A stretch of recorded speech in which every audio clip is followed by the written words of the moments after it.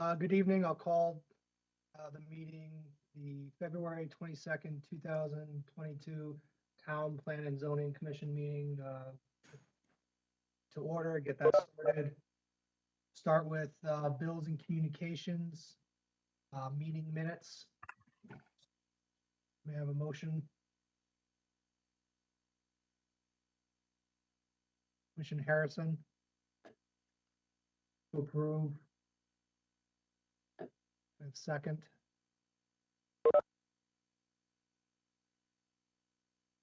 Commissioner Levy, thank you. Just by note, Mr. Chairman, we did a couple of minor edits. Meg corrected something on the Dogtopia thing, and we had another one today that Mr. Brayman suggested. There was a DE, I think on page 3. I'm sorry, page 2. The LEG was supposed to be LEQ on the quantifying performance, so we fixed that typo. So two minor things that were brought to our attention that have been resolved. Okay. Any other comments or edits from the commission? Commissioner Harrison, Commissioner Levy? No. Nothing further. All right, so we'll move for a vote. All those in favor, please say aye or raise your hand.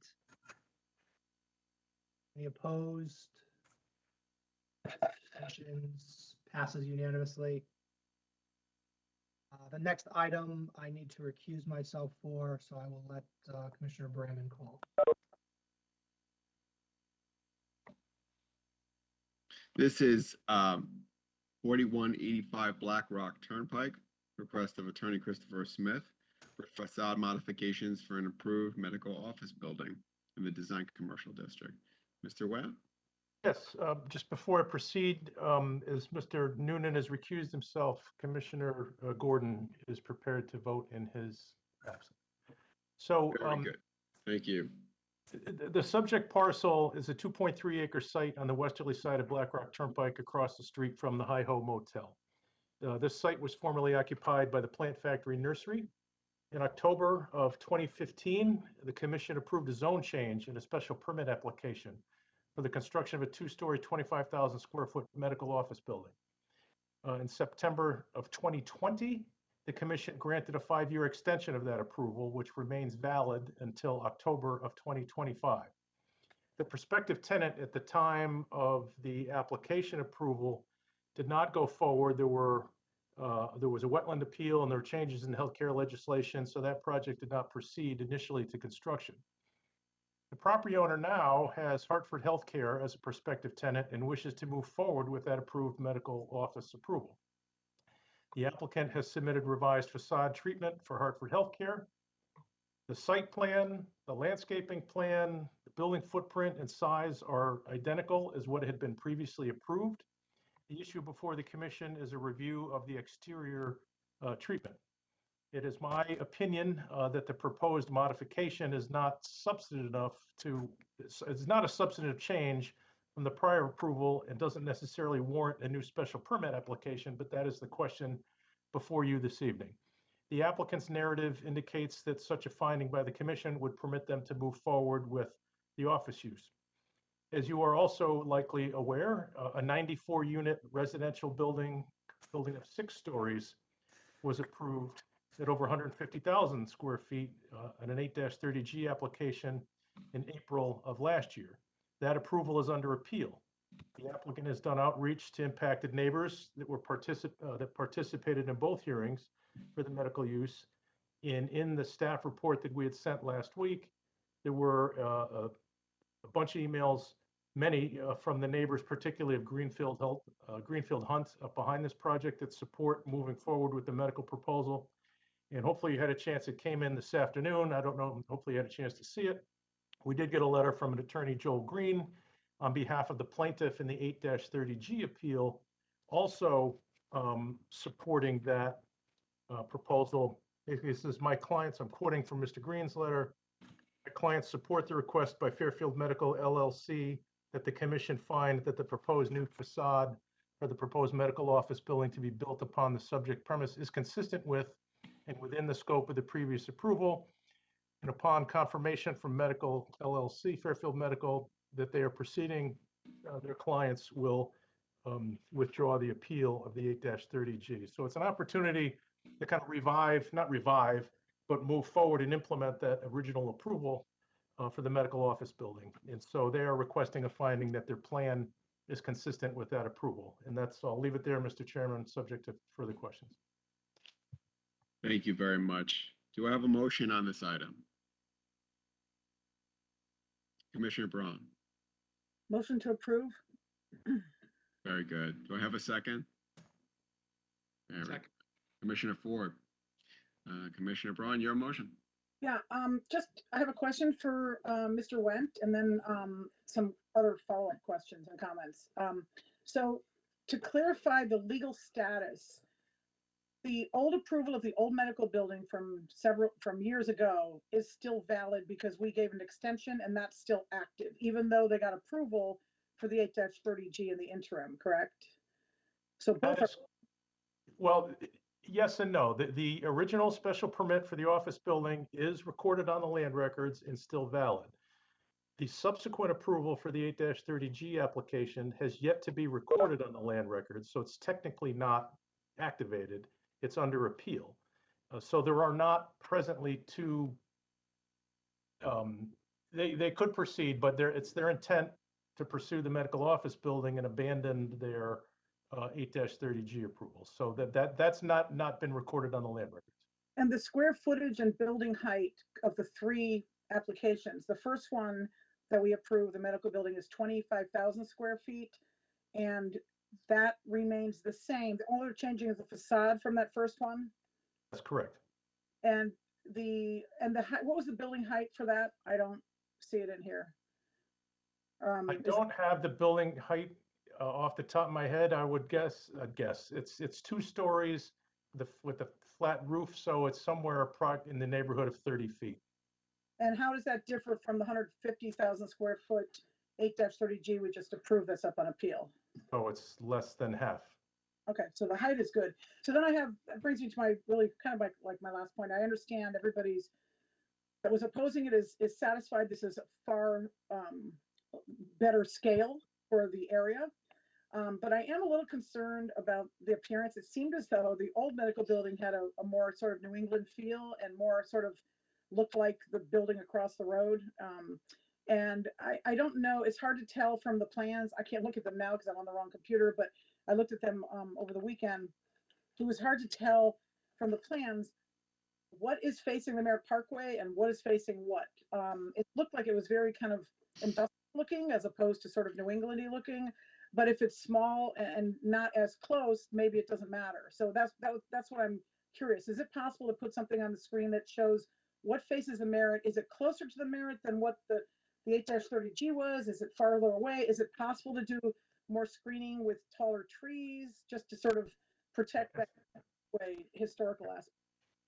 I don't know if Emmeline can open the link from the agenda. There is a detailed landscaping plan that's part of the presentation or part of the link that was a landscaping plan that the applicant originally prepared in consultation with the Merritt Parkway Conservancy. That page there. Let's go to that. If it can give it a minute to load. But the Merritt Parkway Conservancy was consulted back at the time of the medical office building proposal on the smaller version of that landscaping plan there, if you can see that, with significant plantings. The footprint of the building, as it's shown there, is similar in its location relative to the proximity of the Merritt Parkway, except the apartment building wrapped much farther to the right along the frontage of Black Rock Turnpike. So it was a much larger footprint with structured parking, 2 layers of structured parking beneath it, 4 occupied stories above. So the relative position of the medical building is similar to a portion of the residential building that was proposed, but not nearly similar to the same footprint. So this was the landscaping plan that was done. We did get a letter. I haven't had a chance because it came in on my phone at 6 o'clock.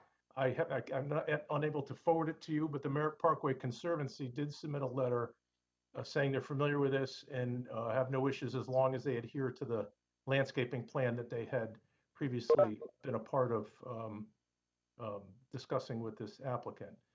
I don't remember what the other part of your question was. I'm sorry. It really has to do with seeing from the Merit, because I think, Okay, so if you go to the, if Emily can scroll down to the elevation plans at the very end,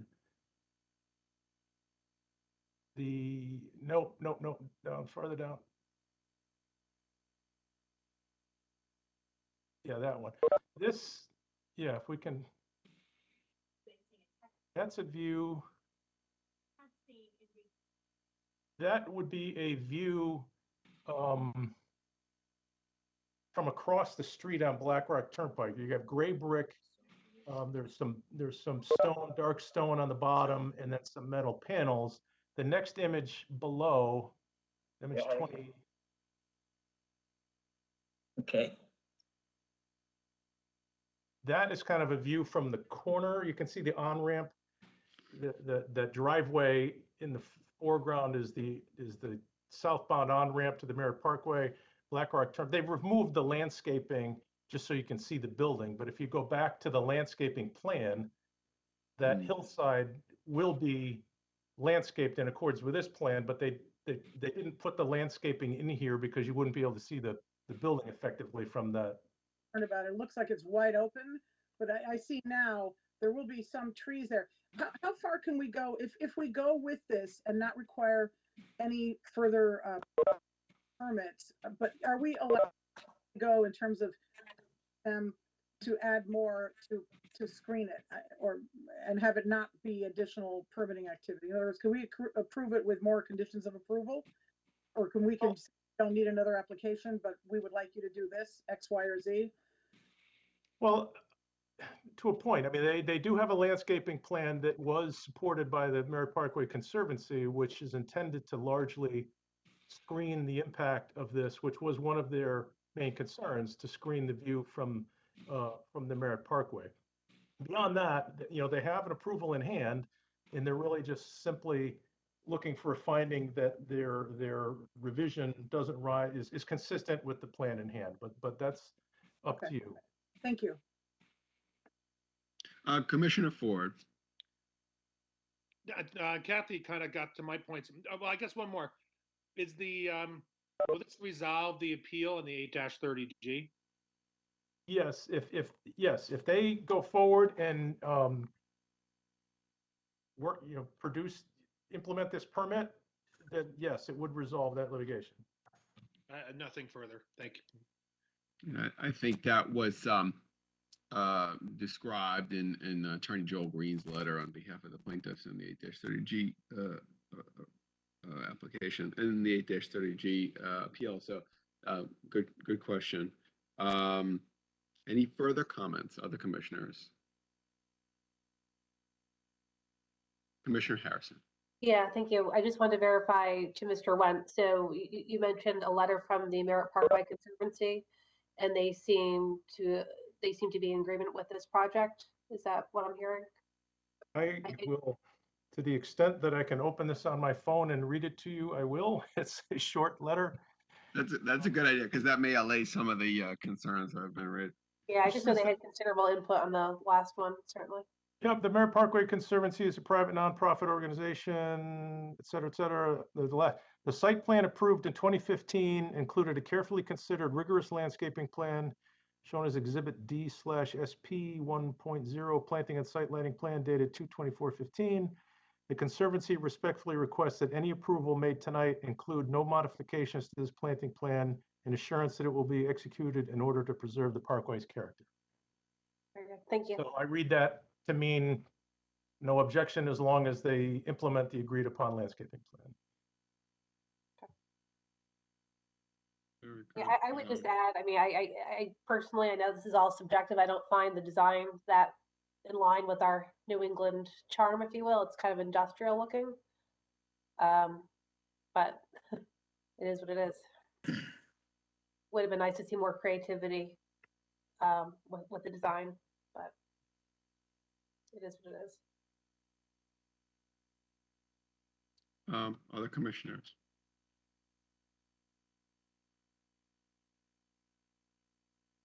All right, I will say that I read with interest the numerous emails and letters in support from members of the public, supportive of the medical office building. And I think that, you know, the design, while perhaps not perfect, is not a substantial change from what was previously approved. And I support approval of the revised facade as, you know, consistent with the original site special permit and site plan approval. Are we ready to vote? The motion is to approve the change in the facade as consistent with the existing special permit and site plan approval. All in favor, say aye or raise your hands. Aye. Any opposed?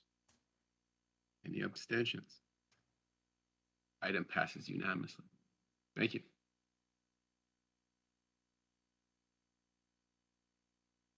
Thank you, Mr. Vice Chair. Onward to new applications for recommendation to public hearing. 1073 North Benson Road, Barlow Field, special exception application of Fairfield University pertaining to a proposed comfort station and storage building. Mr. Went? Okay, Mr. Chairman, Barlow Field is the athletic field that's at the corner of Barlow Road and Round Hill Road. The university has presented plans to put a bathroom for that field in a storage building. It does require a public hearing. We don't have a date calendared yet for this, but just as the first notice that this application's in the hopper to be scheduled for a subsequent meeting. Unless you have any questions, I have nothing further. May I have a motion, Commissioner Harrison? Actually, that wasn't really a motion. I just had it. What is a comfort station? It's a men's and a ladies' room. Okay. Bathroom and They've storage. they have porta potties out there now. They've got some Connex boxes that they use for storage for activities at the field. They want to make a more formalized bathroom facility and then a separate storage building. Gotcha. Thank you. And I will make that I will agree with that motion. Mr. Thank you. Chairman. Move to a public hearing, Commissioner Harrison, Second. second by Commissioner Ford. Hearing is required. Can we put this to a vote? All those in favor say aye or raise your hand. Any opposed? Abstentions? Passes unanimously. Old business is the zoning regulation amendments to section 6.0. I'll skip the entirety of it. As you recall, we tabled this item last time to have a meeting with the Affordable Housing Committee, which we have yet to do. So at this point, I mean, just to move things along, I would be open to hearing another motion to table both items till we have that motion, till we have that meeting. Commissioner Brayman? Move to table both items, the. So moved. Yeah. Yes, And thank I you. saw Commissioner Ford seconds. Again, we have time for both the opt-out and everything else, so. Any comments, or can we move, Commissioner Harrison? I just had a question. Maybe this is more a clarification. I mean, I still, if we can, I would like to separate these two items. I don't think these two need to go together. In fact, we don't have to change our regulations in order to opt out. So I just do want to keep them separate if we can. No, I understand. I mean, last time we had we tabled the amendments as a courtesy. And Commissioner Brayman asked that they be kept together, and I thought as a courtesy, particularly since we didn't have to move anytime soon, that second courtesy was fair. But I'm open to more discussion on the matter. I just, just to move things along. And I'm happy to hear the rest of the commission on it. Yeah, no, I hear you. I respectfully just disagree with Commissioner Braun. I don't think they need to go together. And I don't want to be against any arbitrary timeline here with changing our regulations. And we can talk about that more when it's appropriate. Commissioner Braun. Yeah, I think I have a philosophical problem with tying our own legislative ability to modify our own regulations to a state law that is completely separate from that and enables us to opt out of a new state law. We've already modified this regulation once in the past year or so, and we're going to do it again, I'm sure. We all think it should be expanded a little more. But I think it's a little bit dangerous to conflate the state law option to opt out versus our own local ability to manage our own regulations. And I think it's confusing to the public. And I also don't feel that if we are going to modify our own regs, we should be enabled ourselves to take the time we feel we need as commissioners to consider everything and not feel any kind of time constraints with the opt-out provision. There are other opt-out has to go through. So I feel very strongly that the two items should not be combined and they should not go together at all. We've done what we need to do and we're going to do more. And we heard from a lot of different voices when we did the change in the ADU regulation the first time, you know, various housing advocates, the Affordable Housing Committee. I'd like to have the sort of flexibility and luxury of the time before we change our reg without having to worry about the opt-out. So I would like to make a friendly amendment to separate the two items. A motion to amend the motion to table to separate. Well, I mean, what I would suggest is, as far as procedure, we would vote on the motion as it stands. And if it doesn't pass, then we can file a new motion, we can make a new motion. Instead of trying to, because I suspect, well, let me ask, Commissioner Brayman, request has been made to split the two up. Is that okay, or do you stand on your motion? I'm going to respectfully decline, as I did at the last meeting. We have plenty of time to amend our regulation. We have unlimited time to amend our regulations. We have plenty of time to consider the opt-out. I wanted to discuss them together. I feel that they should be discussed together. I described that last time. And I think we should not create a problem for ourselves that we don't need tonight. We have plenty of other business to deal with, and I respectfully decline on the amendment. And like I said, I thought this was more of a, last time I felt comfortable moving forward with the amendment. We thought we had sufficient information. I thought it was a courtesy to table it to begin with.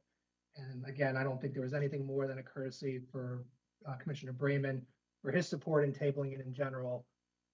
I don't think there's much, in my mind, it's nothing more than that, as opposed to any other philosophical differences between the two. And that's my position. But I'll give Commissioner Levy a chance to jump in, and then Commissioner Harrison.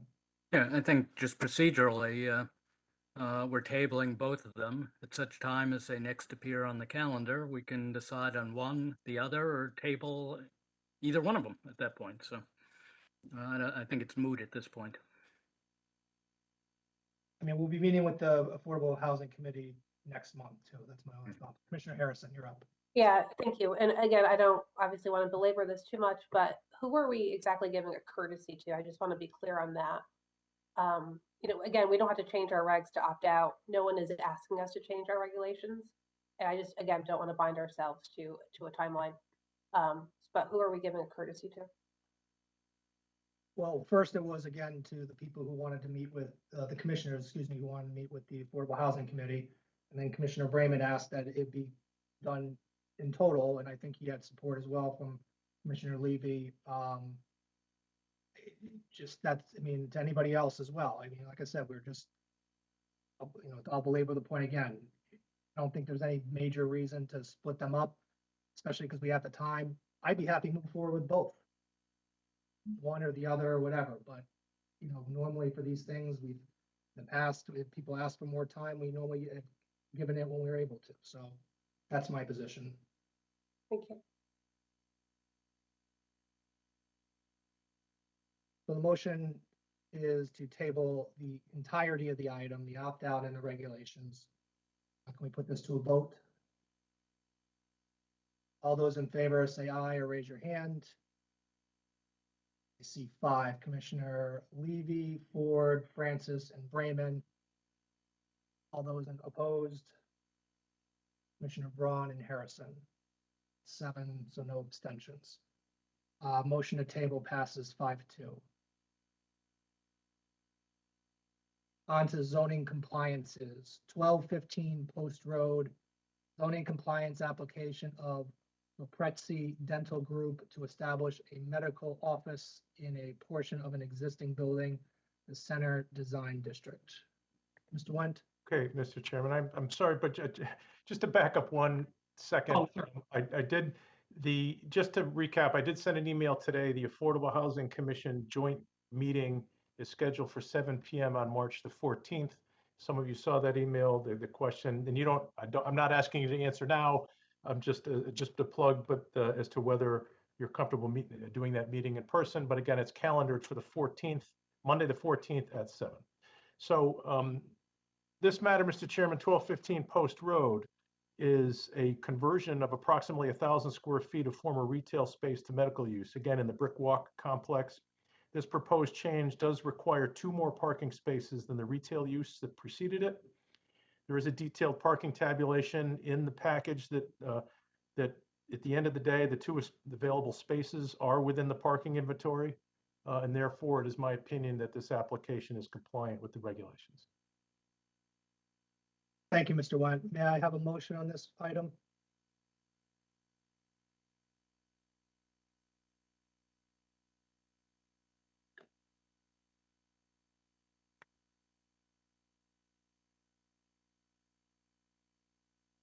Commissioner Move to Lee? approve. Move Move to approve. Thank you. Sorry for talking over you. Mhm. May I have a second?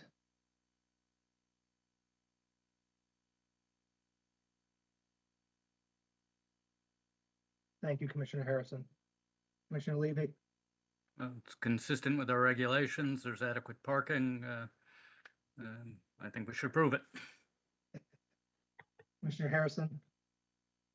I concur with Commissioner Levy. Thank you. Staff's input says it complies. I see no reason. I agree. See no reason to disagree. All those in favor, please say aye or raise your hand. I see 7. Any opposed or abstentions? Commissioner Ford was in the affirmative, so passes unanimously. Next item is 740 Villa Avenue zoning compliance application of Candace Cole to establish an indoor recreational facility in a portion of an existing building in the design commercial district. Mr. Wendt? Okay, Mr. Chairman, this site is the Super Stop and Shop complex on the corner of Villa Avenue and Tungus Hill Road and Kings Highway. There is a portion of this building that's been vacant for a while, pretty much ever since Walgreens moved out of that space and built their new building down below on Kings Highway and a couple other smaller tenants. Planet Fitness is an existing fitness location at 111 Black Rock Turnpike across the street from BJ's. They are looking to relocate to this space to fill this long-standing vacant space. It is a permitted use in the district. Retail parking in that for indoor recreational facility is on the same level, 5 parking spaces per 1,000 gross square feet. It is a permitted use in the zone, and this site presently has over 800 parking spaces and is in compliance with our regulations. So this is a relocation of an existing business in town to a new location that will fit a long-standing vacant space in the Stop and Shop Plaza. That is all I have. There's no exterior changes to the building proposed. It's just an interior fit up for them to fill this space. And subject to questions, that's all I've got. Thank you, Mr. Wendt. Commissioner Braun? Move to approve. Thank you. May I have a second? Commissioner Brayman, excuse me. Commissioner Braun? I didn't even realize the bowling alley was defunct, but this is great to put it to reuse as another entertainment facility. It complies with our zoning regs, so I support it.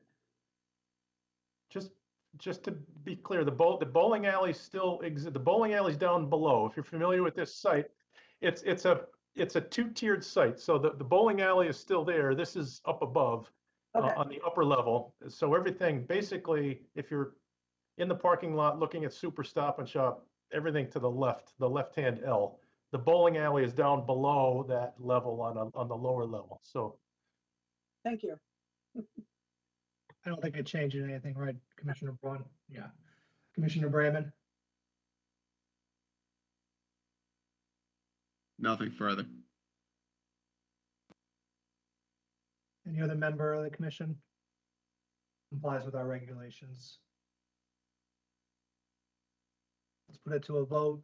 All those in favor, please say aye or raise your hand. Count 7, so that it passes unanimously. Moving on to public hearing. I will call them together.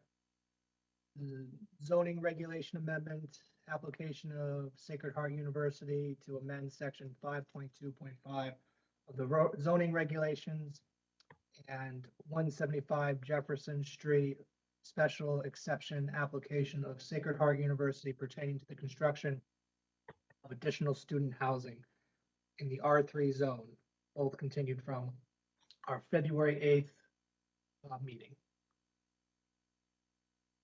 Attorney Fitzpatrick. Mr. Chairman, can you hear me okay? Yes, let's just recap kind of where we are. We did have public comments at our last hearing, but but in the applicants, in conjunction with the commission and with the public comment, has submitted new materials. So we are gonna go forward with the applicant to continue its presentation to some extent, with respect to at least the new materials and to anything else that comes up with the commission. We will go back to public comments. At the time, I think we were basically done with public comment, but the public will have an opportunity to talk about the items, ideally specifically towards the new information in the presentation today, and then we will go to rebuttal. Is that a fair recitation, Attorney Fitzpatrick, of where we I are? think it is, Mr. Chairman. Thank you. The floor is yours. Thank you. Mr. Chairman, members of the commission, for the record, my name is Bill Fitzpatrick. I'm an attorney in Fairfield with the law firm of Fitzpatrick, Frey and Bologna.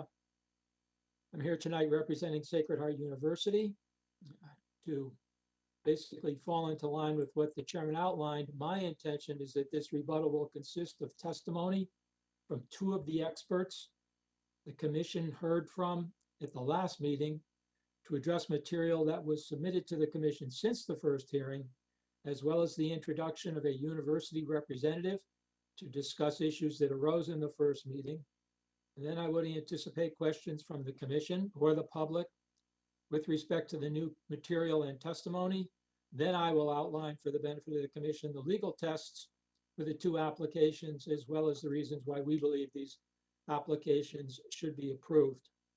First, I'd like to give a quick outline, a reset, if you will, of where we are and just what's before the commission. The application before the commission tonight is twofold. First is an application to amend section 5.2.5 of the zoning regulations. And secondly, the special exception application for approval of the construction of the North Dorm freshman housing.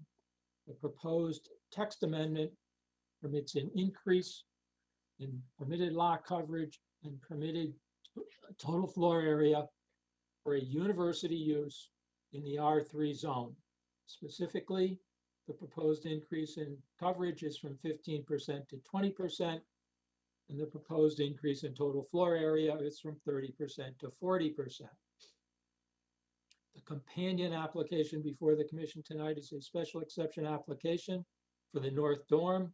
This is a build out, if you will, of the former Jewish home for the elderly property, which was acquired by the university. One of the former Jewish home buildings, Bennett Hall, has been converted to university residential housing, and the university then proposed the construction of the 2 twin dorms, then buildings 4 and 5, and lastly building 6, which includes the dining hall. These were all approved by the Plan and Zoning Commission and have been constructed. The additional residence halls, which have been proposed by the university, are known as the North Dorm, also known as buildings 7 and 8. Mr. Kevin Herrick from SLAM Collaborative outlined for the commission the construction to date on the Jewish home site, the former Jewish home site, as well as the specifics of the proposed North Dorm and the rationale for its construction. As part of the North Dorm construction, a two-story parking deck will, a one-story deck on top of existing parking will be constructed to the north, which will provide 219 parking spaces. These are the 2 applications before the commission. The North Dorm cannot be constructed without amending the coverage and floor area regulations because the university at present is just below the permitted coverage and has maximized the permitted floor area ratio on site. Before I introduce Mr. Herrick, I'd just like to begin by noting that I have read the correspondence regarding the issuance of the Certificate of Wetland Conformance, the construction of the North Dorm by the Conservation Department, and it is my understanding that any issues surrounding the issuance of the Certificate of Wetlands Conformance have been fully resolved to the Commission's satisfaction. Please let me know if this is not the case. At this point, Mr. Chairman, I'd like to introduce Mr. Kevin Herrick. Kevin is an architect with the SLAM Collaborative and is head of the SLAM Education Practice Section. The SLAM Collaborative has offices in Glastonbury. Kevin. You're on mute, Mr. Herrick. I think that's the saying of 2021. Sorry about that, guys. So we have a couple of additional graphics that we'd like to share this evening. I think all of you have been given these or downloaded them in some form, but I'm going to share my screen, which I believe I can do here. Share.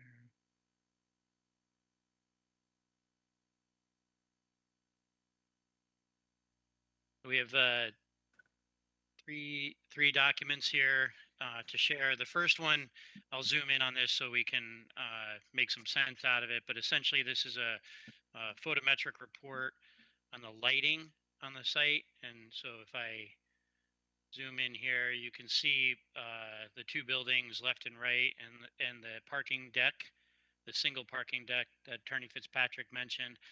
As we zoom in here, you can see decimal point numbers, and so I'm going to just highlight a couple of them.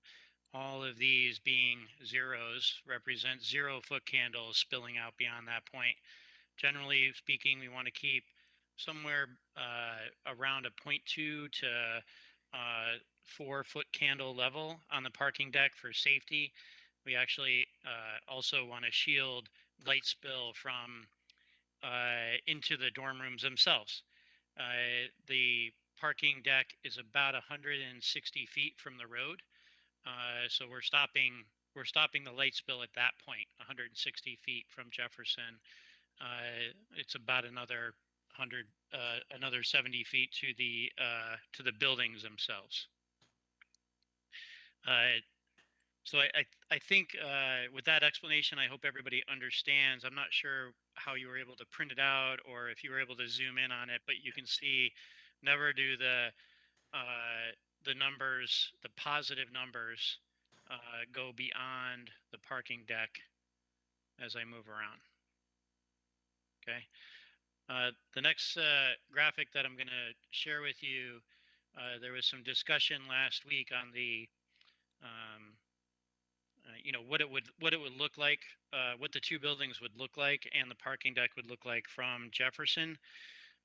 So we're able to superimpose the existing photo. Now I say existing, this one was taken in October of 2021. There's been, the wall is now complete. That was under construction at that point. But this is the before image. So the building that you're seeing is actually Building 6, the dining hall facility, and I'm going to go to the next image here. And you can see this is now showing the 2 dorms buildings, what we call the North Dorm, rather, sorry, from Jefferson. So I'm just going to flip back and forth, the before and the after. One more time, the before and the after. I think sort of related to that is worth understanding the view across the street, directly across the street from this building is Notre Dame High School. This is taken from the same camera position that you just saw in the rendered view. And then one other note up the road, you can see the Ludlow Rehab Center, which is obviously a little bit close, much closer to the road than the North Dorm. So I hope that explains the additional information that, or at least the additional graphic information that we shared with you since the last meeting. If you're listening in and you're not, if you're listening in on the phone, please mute yourself. Or if you're not a member of the commission, please mute yourself. Sorry, thank you. Any, Bill, do you want me to take any questions now, or do you want to keep going and come back to Mr. questions? Chairman, would you prefer to have questions now, or would you like us to conclude? Well, yeah, any questions for Mr. Herrick? I just had one quick one, I think. I can only see a few people, but I see Commissioner Braun asking. Yeah, any other member of the commission has a question, if you can just hit that raised hand function at the bottom or speak up. Commissioner Braun. Can you hear me okay? Yes. Good. So the building is pretty high up, although it is set back. Will there be screening? Did you take the screening trees away just to show us how the building looks in your rendition? I do appreciate the rendition. And also, is there lighting that's coming up or off the top of the building? Or it looks like you did a good job with the parking lighting, so it doesn't aim up. Right. But building, is there a significant amount of lighting that goes in different directions on the top of the building? Because it's pretty high elevation compared to everything else around it. The only exterior lighting that we have is the site lighting that I showed you the photometrics on. No building mounted, no lighting mounted from the roof or anywhere where you can see here. Okay, thank you. Any other members of the commission? Mr. Herrick, with the decimal points things that you showed earlier, Yeah. I think I missed the importance of it. What was it to demonstrate? Those are foot candles, Chairman. They probably if you're sitting at your desk now and able to read your paper, you're looking probably somewhere around 35 foot candles, and the numbers that you can see in the parking deck were at 0.1 to 4 foot candles on the parking level, and that's an appropriate level for a parking. Really, the most important thing of those numbers is show that none of the positive integers are going beyond the footprint of the deck itself. You're talking about lighting though. Light spill, yes. Okay, thank you. And light levels, yes. Foot candles. Thank you. Sure. Any other member of the commission have a question for Mr. Herrick? Hearing nothing, Attorney Fitzpatrick. Thank you, Kevin. Now, Mr. Chairman, I'd like to introduce Mr. Michael Galante of Hardesty in Hanover, who produced the traffic memorandum, which was initially distributed to the commission and has subsequently submitted a report of accident data. Michael. Good evening, thank you. Mike Galante, Hardesty in Hanover. I'll just touch on 2 letters that we submitted to the commission for review and consideration. One was our original letter dated February 2nd, which was we call a traffic evaluation of the potential impacts of a dormitory, in this case 480 beds or 480 students, and this is the purpose of the application. There was a comment, I believe, from the commission at the last meeting that the dormitory beds would generate traffic and add traffic to the roadways, such as Jefferson Street, Park Avenue, other roads around the school itself. And it's the exact opposite of that. The purpose of building the dormitories and the role of the university is to bring students onto the campus so they're not commuting to the campus on a daily basis. So when I make the statement, and believe me, if I thought we needed a traffic study, I'd be the first guy to recommend it. But In this case, we're not having a student commute from, say, my house to the university to go to classes all day and then drive home at the end of the day. That student, whether he or she is a freshman or an upperclassman, is already on the campus. In this case, the 480 beds with mostly a freshman, they're not allowed to have a car, so they're not generating any traffic. Now, the comment that a freshman might drive with a upperclassman to and from the campus is not likely happening at 8 o'clock in the morning or 5 o'clock at night. And what we focus on in any traffic study really are the peak hours of a generator.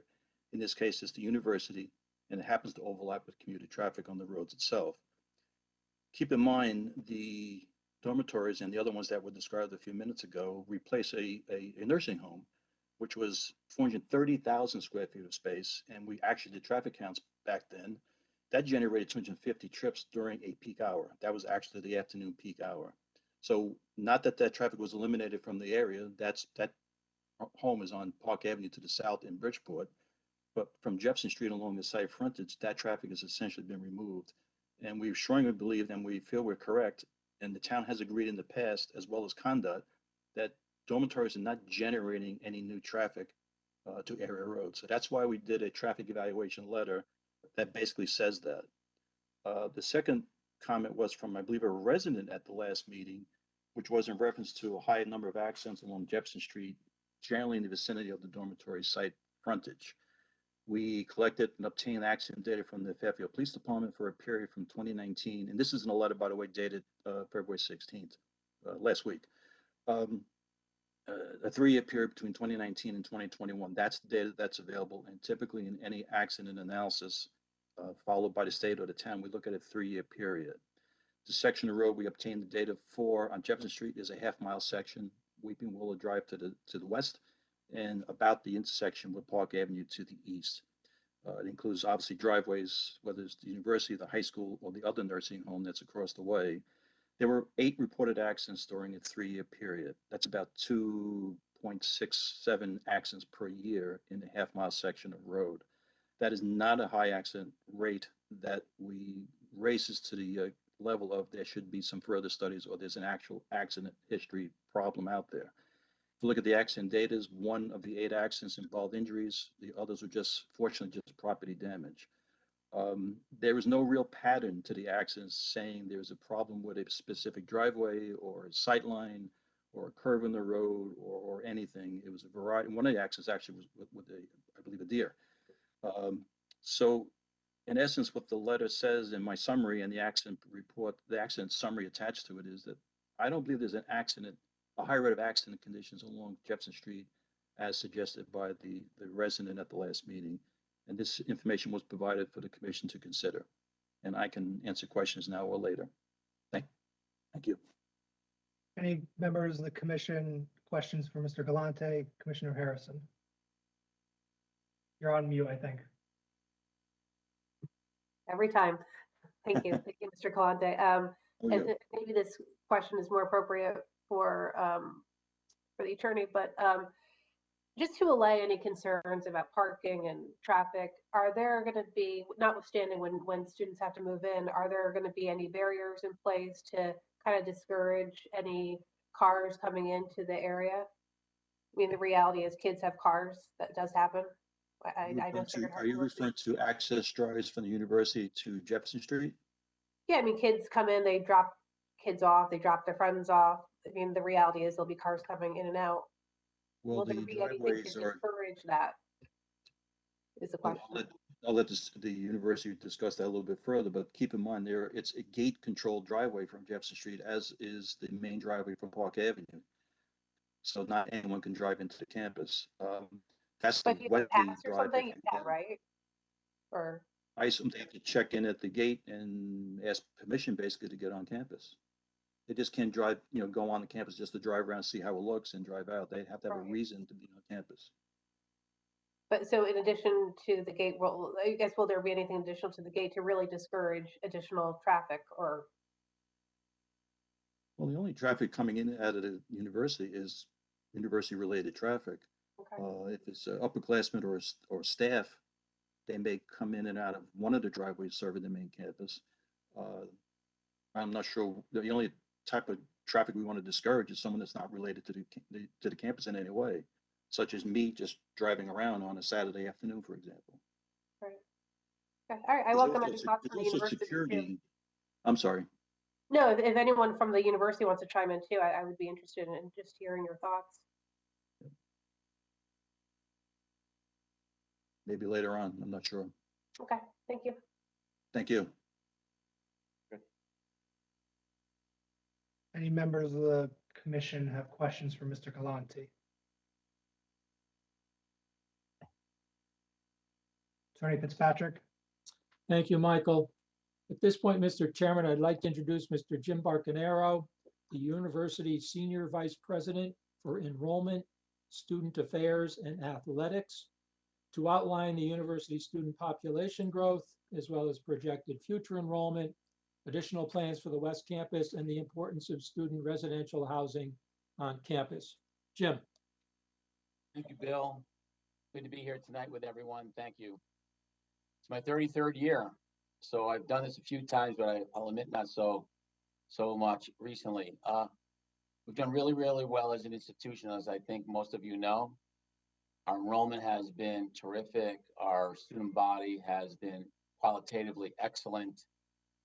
But as we have grown for the freshman class in the 16, 17, 1800 level, we have found that the need to have quality on-campus housing is needed more than ever. We have way too many freshmen tripled. As you may know, freshmen and sophomores are not allowed to have cars on campus. We even restrict some of those in the junior class, may not need them in athletics. So I think tonight's request by us is just to continue to allow us to offer a quality on-campus experience. We have primarily families coming to us from Connecticut, New York, New Jersey, and Massachusetts, so very much a regional institution at this point in time. I think the planning to date has been very sensitive to the neighbors.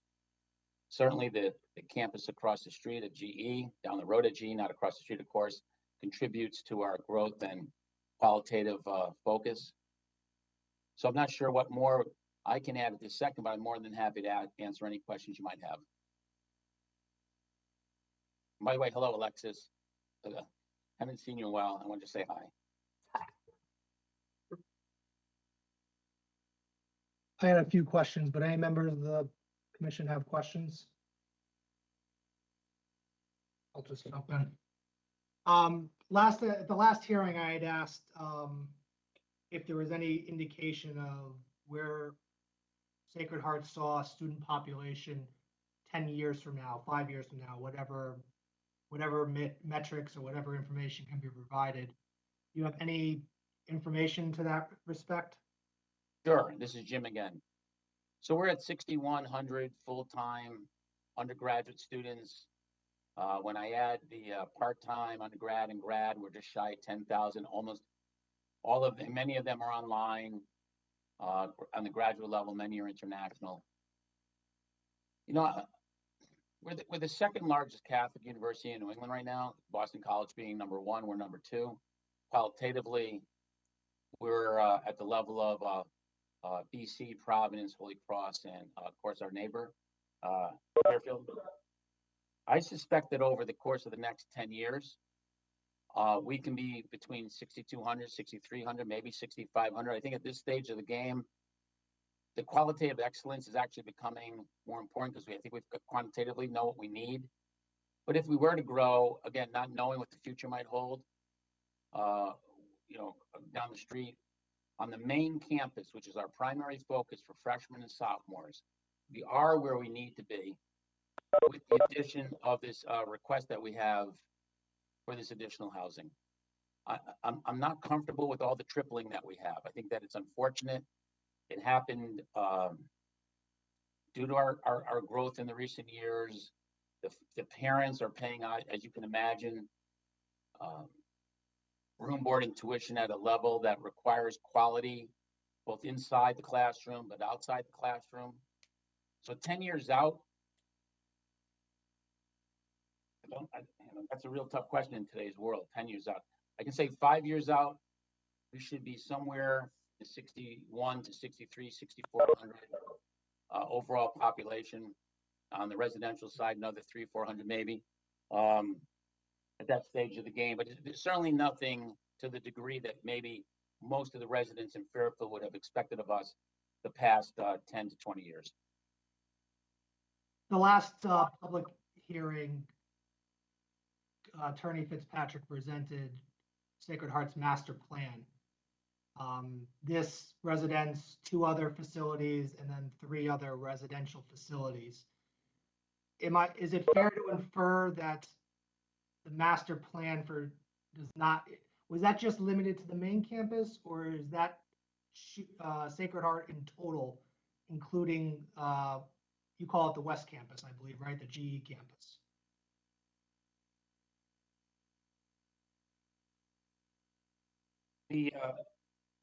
The positioning of Sacred Heart University to be one of the premier Catholic universities in the Northeast, and maybe the premier private university in the Northeast, will certainly require over the next 5 to 10 years a variety of facilities, maybe greater than residential, maybe more qualitatively the classroom.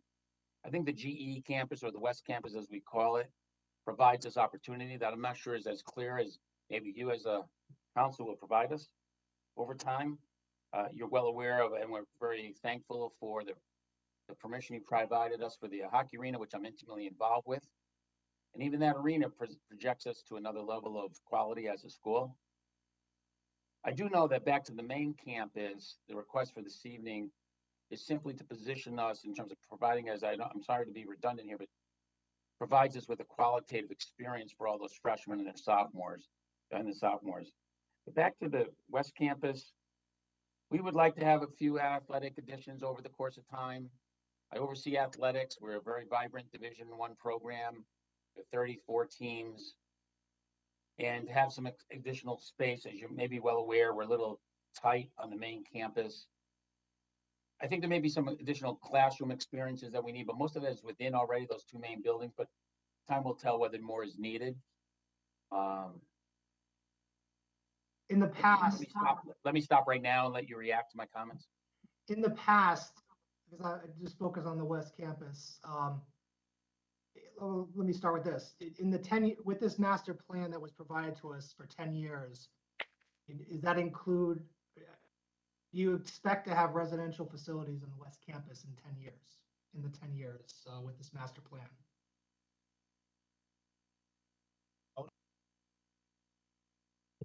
We're not there yet. I could speculate or choose not to in terms of that, but I think it's more of providing the quality of life outside of the residential experience in those 2 main, very substantial GE buildings that we've been renovating consistently over time. And we have their classrooms and facilities for dining, research, and the like. And now with the arena, we'll determine over time, I suspect. But I sit here telling you that I'm not aware of any need that we'd have directly for housing at this point in time. Okay. And just part of your master plan with the residential, at least the residential side of the master plan, to pull upperclassmen onto campus?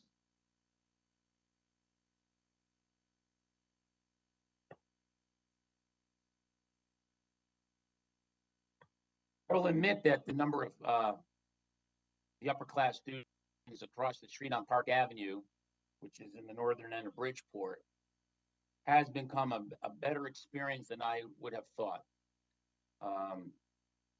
It's almost culturally where a lot of our kids grow as young men and young women, and they become responsible for obviously paying rent and their various utilities, et cetera, et cetera. If the future was to suggest that we needed upper class housing, and that would have to be an apartment style, maybe the same kind of housing that could address graduate students and maybe even, faculty staff, I guess that's possible, but I'm not encouraging Dr. Patillo or the trustees that that's a need now over the next 5 or so years. I don't see it. I can't, again, 10 years out for me is, hard in today's world to kind of ascertain directly, but I think the second part is back to, the athletic thing and whatnot, the other student life stuff. Yeah, I could see us maybe coming forward and requesting permission from you, approvals from you for, things in that regard, but I don't think so much in the housing at this point in time. Okay. But just to put a head on it, with your master plan that was presented to us, it envisions residential facilities only to be on the main campus and not at this point on the west campus. Yeah, that's correct. And I think at that point, it feels like we're going to maximize all that we could do there. We've looked at our classroom and academic space. I oversee all of student life, so I've looked at all of that. Most of what we're going to do there is renovation work within the current square footage of all these buildings, including the athletics. So, yeah, I think we want, maybe the town of Fairfield as well can join us, and together we want a residential experience where these freshmen and sophomores again come to our school. So many from outside the area enjoy the town of Fairfield, enjoy the experience. At the moment, most upperclassmen, as I mentioned a second ago, go across the street to the north end there of Bridgeport, go to classes on the West Campus. We'll go to our hockey games, which, by the way, you're all invited. Love to see you there. Come next January. So, these two campuses will kind of go back and forth. But right now, today, as I speak with you, thinking 5 years out and plus, I see that as right now our request from you and our need, and more importantly, the need that we have, the need for housing. Okay. And finally, the last 3 residential facilities that are on the master plan, I know not part of this application, but do you see those as being for underclassmen or upperclassmen? Or is it too far to tell? I think they're placeholders right now today, late February 2022, they're placeholders. It's a tough world out there in private education. So to be quite frank, whether the need down the road is going to be for housing is to be determined, but I can tell you maybe over time, the need will be for quality academic space. And those kind of decisions, obviously we refer it to all of you. In either case, it'll be qualitatively focused to make our university the best we can be, to make the town of Fairfield so proud of us, which is a goal of ours at all times. But uncertain at this time, placeholders. Thank you. Any other members of the commission have questions? Attorney Fitzpatrick. Thank you, Mr. Chairman. Thank you, Jim. Mr. Chairman, at this point, I think it might be appropriate for any questions or comments from the public be directed regarding the new information or testimony that's been submitted before I conclude. Yeah, any questions for Attorney Fitzpatrick before we turn to the public? I have a question. Can you hear me? I can. Hold Okay. on. That's Mr. Auer? That's correct. Hold on one second. I just had, I was addressing the commission first. Oh, I thought you said public. No, Sorry. I did. I was unclear, but that's fine. Let me just ask the commission, any questions of Attorney Fitzpatrick? Attorney Fitzpatrick, quickly. I know you're asking for the 20% and the 40% respectively. Is that just for this? I think I think that would accommodate the entirety of the master plan. Let me address that, Mr. Chairman. With the North Dorm alone constructed, we'd have 17.3% coverage where 15 is permitted, and we'd have 33.53% FAR where 30% is permitted. With the master plan, recognizing it's a wish list, with the master plan complete, we'd have 18.4% coverage, with, one would hope, 20% being the new regulation, and we would be maxed out at the 40% of FAR. Thank you. Any other commissioners, last call? Obviously, you'll have a rebuttal too, but. Okay.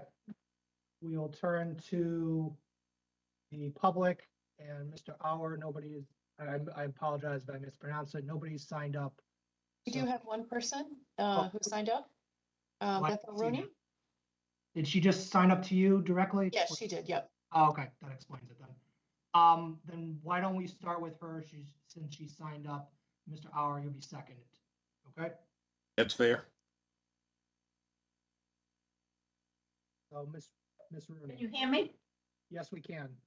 Okay, good. I had not really planned to speak tonight, so please bear with me if I seem a little disorganized. I want to first of all comment on new material being submitted now that was not in the file originally for the first hearing. Now,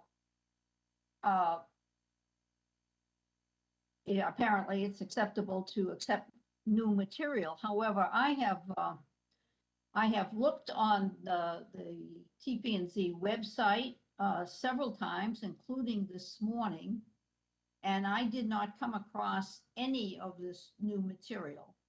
I will admit that I did not go through all the stuff on the website again. I did for the first hearing, page by page. But I still think that this is very unfair to the public that new material is submitted and is not easily accessible. I don't even know if it's in the file physically down at Town Hall, but I did not go down there. So this is not fair to the public because the public does not get to look at it in advance, think about it, and then come up with comments. Now, as to the material that was submitted, I see somehow there's a view of the proposed complex from Jefferson Street. My first comment on that is this appears to be taken virtually from the street, and as in the camera being on the street, or at least being very low. And you're sort of looking straight up. I don't think that this is really a fair representation of what this complex is going to look like. I could not see from what was on the screen the parking deck. And yet we know that it's a two-story parking structure. At the last hearing, one of the commissioners, I believe, asked about the elevations for the parking deck, and I never heard an answer. And at this point, I have no idea how high that parking deck will be, or how high it will be with cars on it.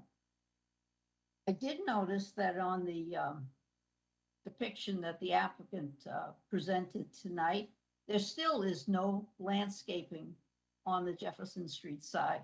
None whatsoever that I could see, and no landscaping plan has been presented.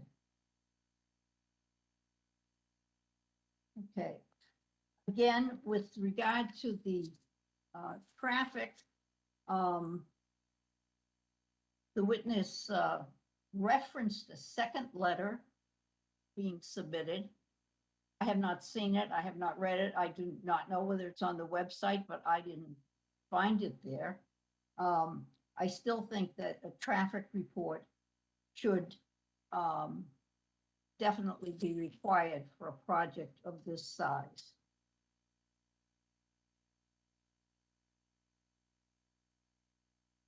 Can you hear me? Yes. Okay, because my screen's gone blank.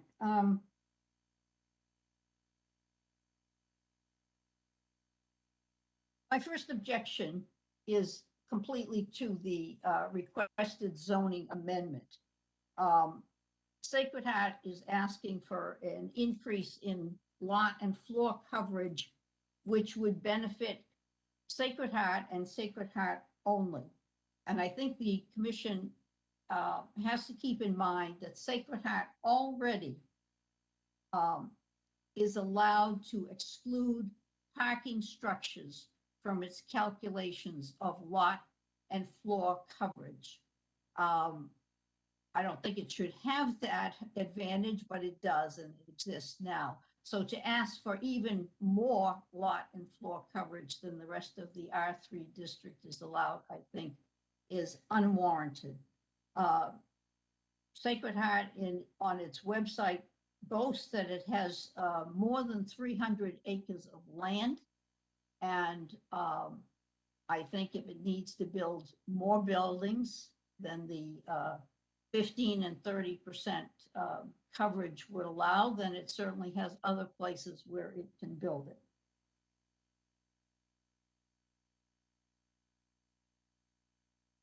Excuse me for 1 second.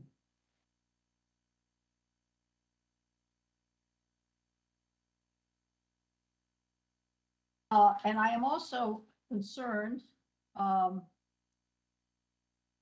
Sacred Heart would attempt to get this proposed zoning amendment applicable to its west campus as well as time goes on. Again, I don't think the zoning amendment is warranted in any way whatsoever. Nobody benefits except Sacred Heart. It already has tremendous coverage of its Jefferson Street, Park Avenue campus with buildings, parking lots, driveways, walks. Enough is enough. If it needs to build more buildings, it can build them elsewhere.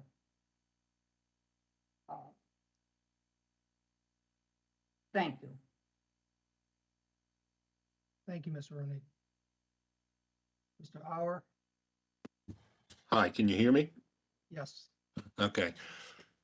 The accident information that was reported actually has one defect in it, in that the key word in there was reported accidents. Now, obviously, the unreported ones, since they're not reported, nobody knows how many exactly there are.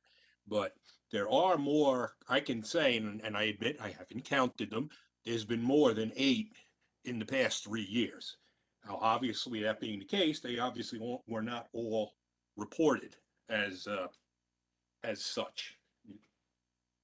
The thing that is a little disturbing with that is even though it's 8, 9 reported ones, you're still talking several a year, and there has been some pretty serious property damage. There was an injury, and like I said, I don't know if it was reported, but a police officer, one of Fairfield's finest, was injured in one of these accidents. And in fact, I don't remember the date that the report closed, but there was another accident just on February 11th at 3:20 p.m. at Ganos Drive, which is the part of Ganos Drive I'm referring to is that across from the entrance to Notre Dame Catholic High School, that intersection there. There is no gate. The gate, any kind of gate to restrict access is the guardhouse that they just put out, which is halfway up the hill. So that's still not going to stop people from turning in there and realizing, oh, wait a minute, I'm not supposed to be in here. I got to make a U-turn, which is even more dangerous because Ganos Drive is A, on a hill, and B, it's a curve. So I don't see where having a gate is going to, makes any a difference in this case. Now, perhaps Mr. Fitzpatrick was talking about the gate at 175, the old 175 entrance, which there is a gate there, but not this one.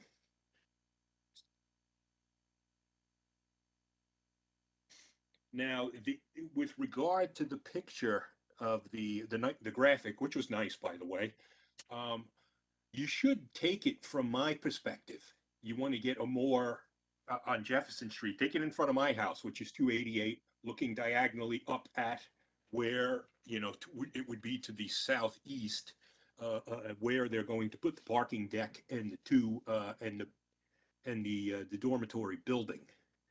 And then you could see you know, how it would look from the residential area, because I'm the last residential house on Jefferson Street. And as I mentioned before, there's no one at this meeting that lives closer to this than me. So to merely show the, you know, the proposed building photograph from the perspective of Notre Dame doesn't really do it justice. And then this all ties in, you know, back to the traffic. There's just one other thing I want to say. Jefferson Street has nary a traffic control device, with the exception of the pedestrian crossing between Park Avenue and the Merritt Parkway entrance, which to me seems to be a problem, considering you've got the college here and if you've got the high school here too, plus you've got the commuters that are avoiding the Parkway. So granted, some of that would fall under the responsibility of the town, but since the college or the university does not pay any property tax, it seems to me that they should be able to well afford the installation of some sort of traffic control device at that intersection to help stem these accidents that do occur. Now, again, admittedly, if people are going to be stupid and whoever's involved is going to be stupid, there's not much you can do about it. But by at least having this there, you might, and I think you will, lessen, you know, these accidents, as well, obviously, the potential for them, simply because they know that there's a traffic control device there. So I just find it very strange that there's nothing like that on Jefferson Street, that half-mile stretch between the Parkway and Park Avenue, with the exception of the pedestrian crossing by the elderly home. Now, with regards to increasing the floor area and the site coverage, I know that there are certain parameters that need to be held within by any said construction. However, does this take into account that this whole thing is on top of a hill, and that, as everybody knows, water's going to flow downhill? Yes, I'm aware there are the two ponds at the bottom for drainage, but is that going to be enough with the increased coverage? Or are you essentially creating a mini Houston on top of the hill? Because that's the problem the city of Houston has. It has too much covered land, which is why they have so many flooding problems. Now, my last comment has to do with the light output. I understand from candle and, you know, candle foot and all of that, but in the case of the wildlife, they're already confused, so it's already too bright. You know, otherwise, if it weren't, then the birds would not be chirping at 2 o'clock in the morning during the summer with what's there already. And now you're going to have some additional lighting that's going to add to that. Plus, I'm located downhill, and anybody else that's coming up is located downhills. So we're going to see those lights directly in our line of vision as we look up the hill. So that's why I was thinking with the lighting, is if you have some sort of baffles around the fixtures to keep the beams down onto the parking deck itself, you'll cut out the excess light pollution, you know, going to the neighborhood. And some great examples of controlling light pollution are the city of Flagstaff in Arizona is a dark sky city because of the observatory that's out there.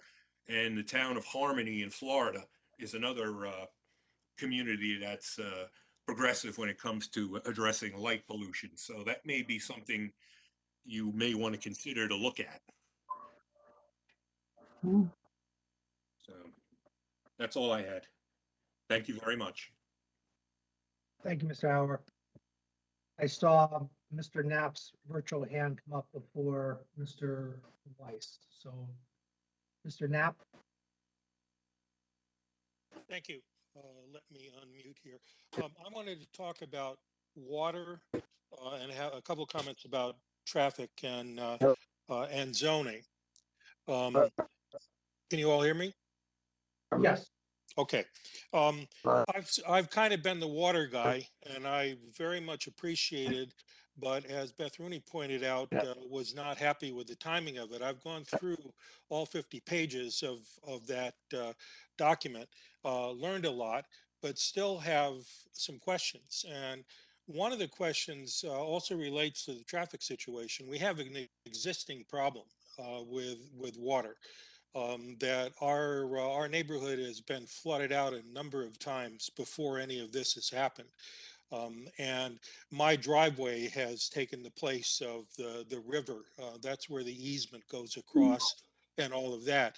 And I noted all the numbers in the 2-year storm and the 7-year storm and all of that. But I know we've had a number of incidents that maybe the averages for the storms aren't right. And so I'm concerned with the hill. The other issue, which is more historic, is that my understanding was that there was some sort of a culvert that was put under the hill that would protect the wetlands on the Rooster River side and the golf course wetlands, and that has become the problem of the Mill River Basin, which my basement became part of.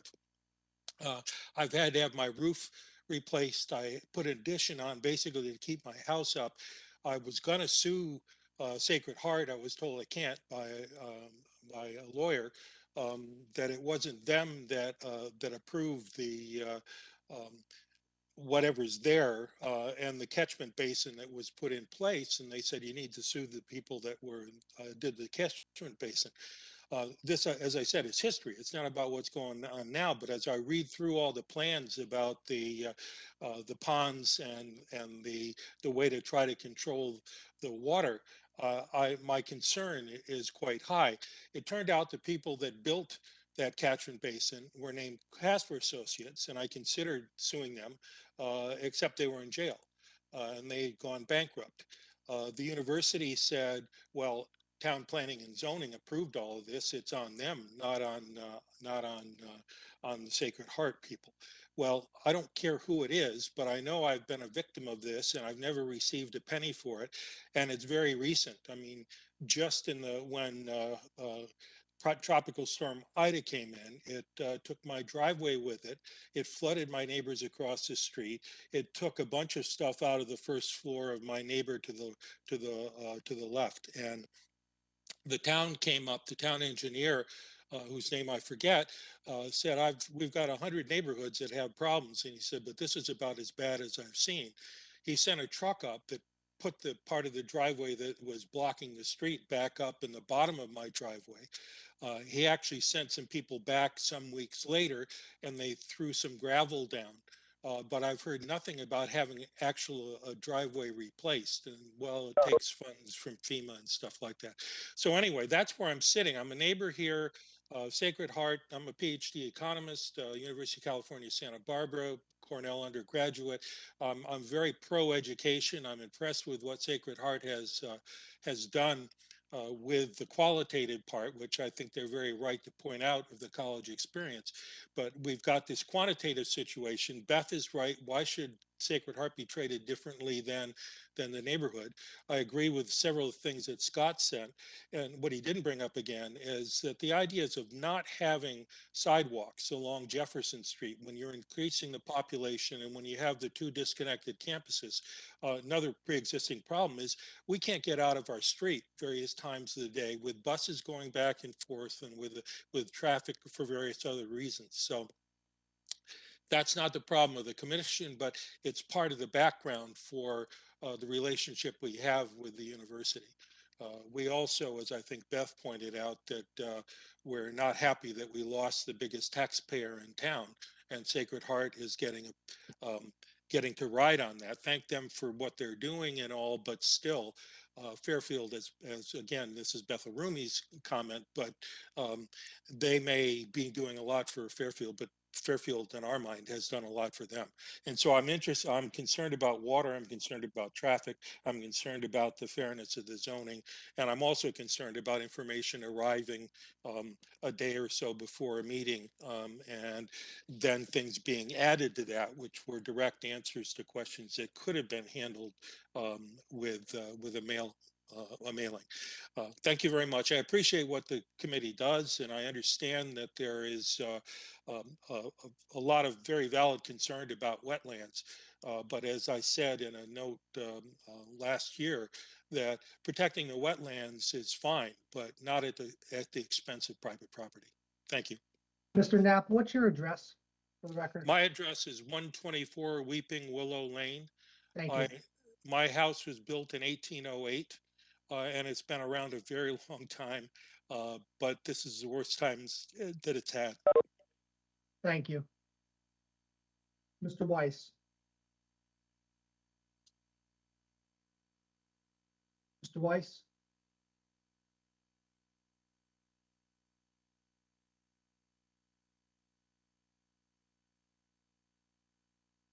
We can see you. Your video is, at least on my view, fragmented. You just came off mute. Can you hear us? Sometimes it's better to turn off your video and the audio comes through clearer.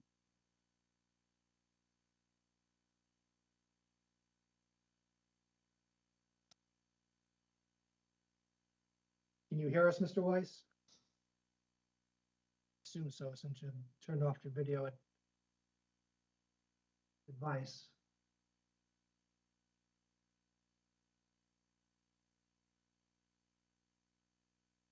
Mr. Weiss, do you want to call in?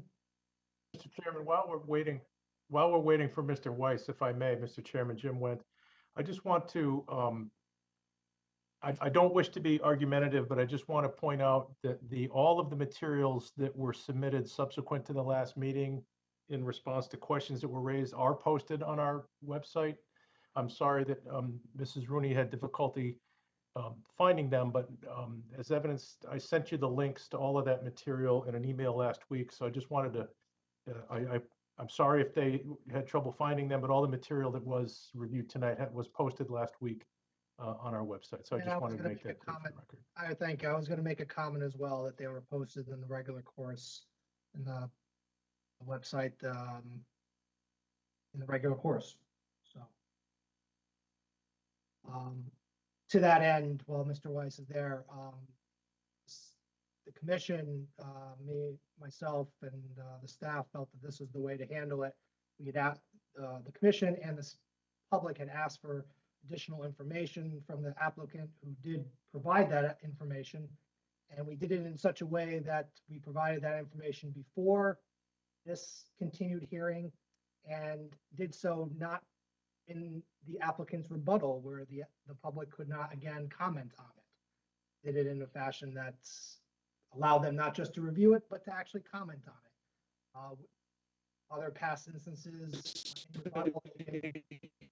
provide rebuttal to questions, and that would have been the end of it. And I thought that this was an exceptionally fair way of handling it, the situation. Mr. Weiss, can you hear us? We still can't hear you.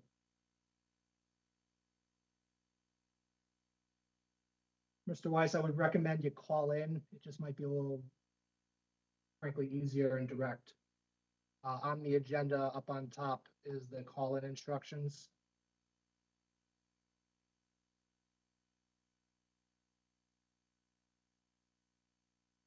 You can just type in that you're calling in so we have that assurance.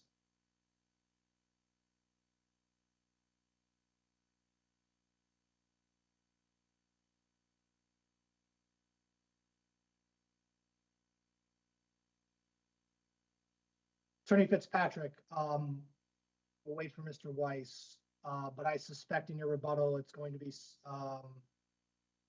you have, let me just put it this way, do you have rebuttal? Do you want to wait for Mr. Weiss, or do you have some quick rebuttal, whatever you want to do? I can understand waiting. You're on mute. You're on mute, Attorney Fitzpatrick. And I do apologize. As a New York attorney, I go back and forth between Mr. and Miss and attorney. You hear me now? Yes, Mr. Weiss, we can hear you.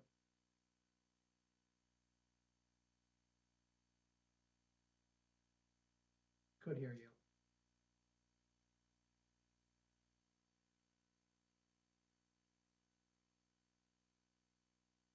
Ms. Harrigan, can you just type in the chat to Mr. Weiss to call in? I just sent him the phone number, Mr. Chairman. Thank you. Never mind, Ms. Harrigan. Diane?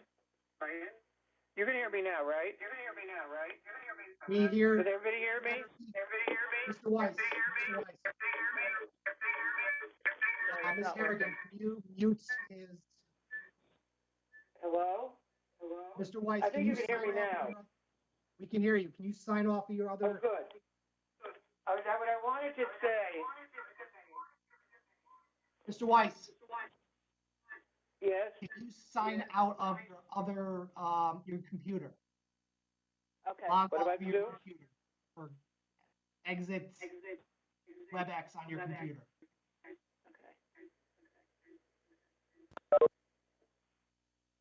You hear me now? Yes, perfect. Go ahead. I'm sorry, I'm not so young. I may look 13, I may look 25, but believe me, I'm 70, almost 75. And I'll tell you, the other day I was going down the hill from Park Avenue, and the traffic was backed up from both sides. So what if there's an emergency? I mean, this might sound like a joke, but I don't want to. I'll probably die anyway soon. I'm old. But if they say an ambulance wants to come into my house and they can't get through, and I don't know, that traffic study is so flawed. I don't know how they have the nerve to present it. Go down that street during the rush hour. Go down that street at 7:30 to 9:30 in the morning. Go down the street anytime other than when I go to shop at 7 o'clock in the morning or 6:30. It's not busy. I'll be honest. I'm the only one at 6:30 to 6:45 going on that street. Another problem we have, which I know it's on to you, that traffic light at Jefferson and what's that, Eastern Light, does not have a turn signal. So when the students come out, you can't turn. I don't know if that's if you could fix it for us. Also, the water coming down the hill. I called the Conservation Commission or somebody about Mr. Knapp's property. I said, oh, they did a wonderful job. I said, I don't know what you're talking about. It's like my saying I could be a ballet dancer in the Russian ballet. I mean, it's ridiculous. It's a mess down there. They have to protect the people. I love Sacred Heart. We have students on our street who are lovely people. It's nothing against Sacred Heart. It's nothing against the students. I love to see it expand. It's beautiful. I just don't want ice on Jefferson Street when it's crowded and have to slide over the street when there's no place to slide because all the cars are sliding. It's a traffic hazard, and unless you people see it, you're not going to believe it. It's just a mess.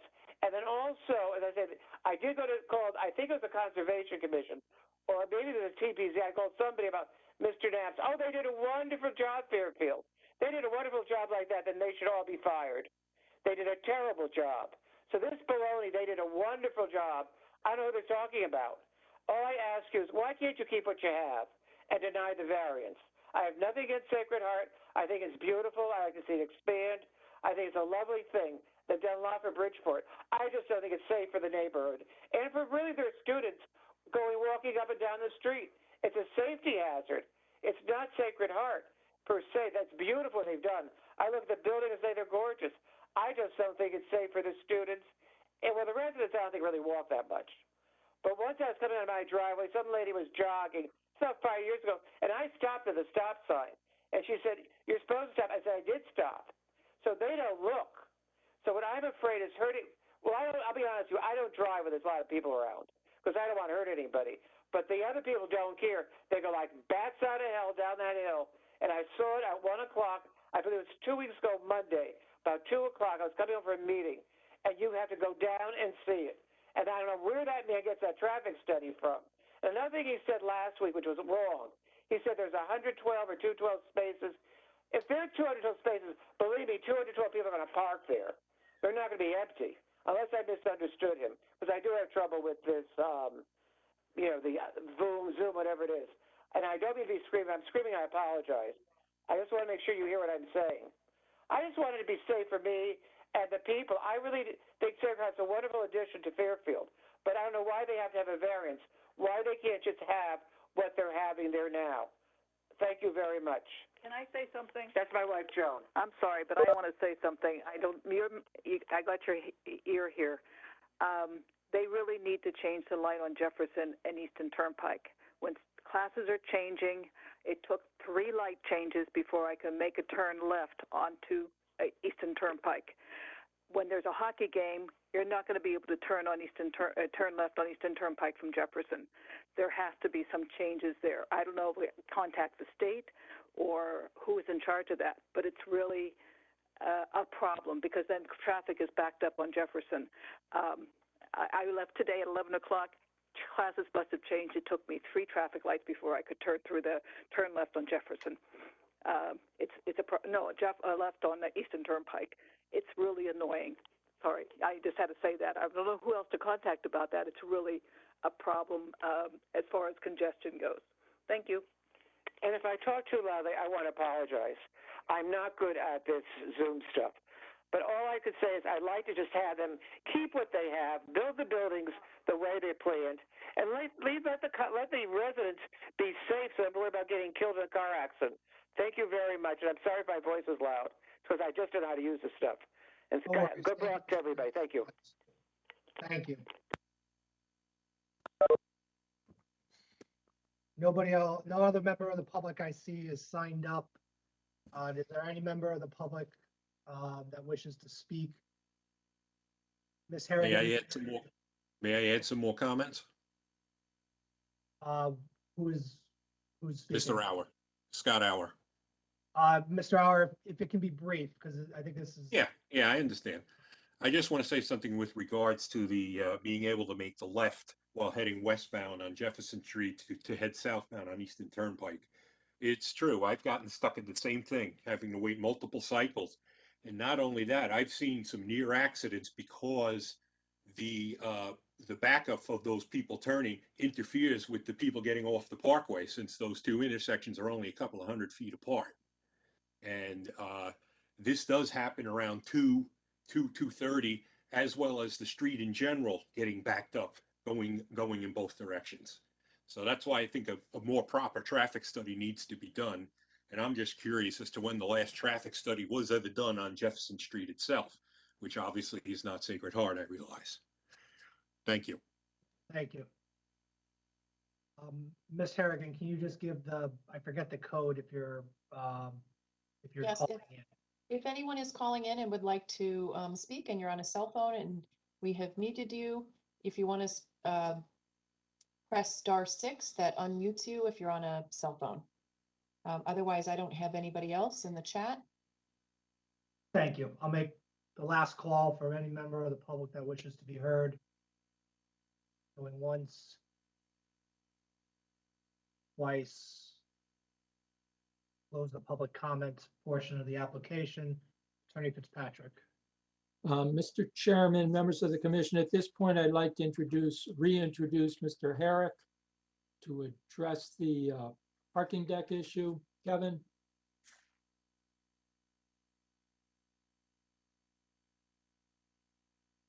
You're on mute, Mr. Herrick. Sorry, I knew at that time. I'm just sharing my screen again. So I did want to answer well, I wanted to add a couple of things. So the parking deck, the elevation is it's an 11-foot tall deck from the existing surface lot upward. We're planning on leaving the existing surface lot basically that way in its current elevation. The reason that you can't see the parking deck is, I think, by the before shot here taken in October a few months ago.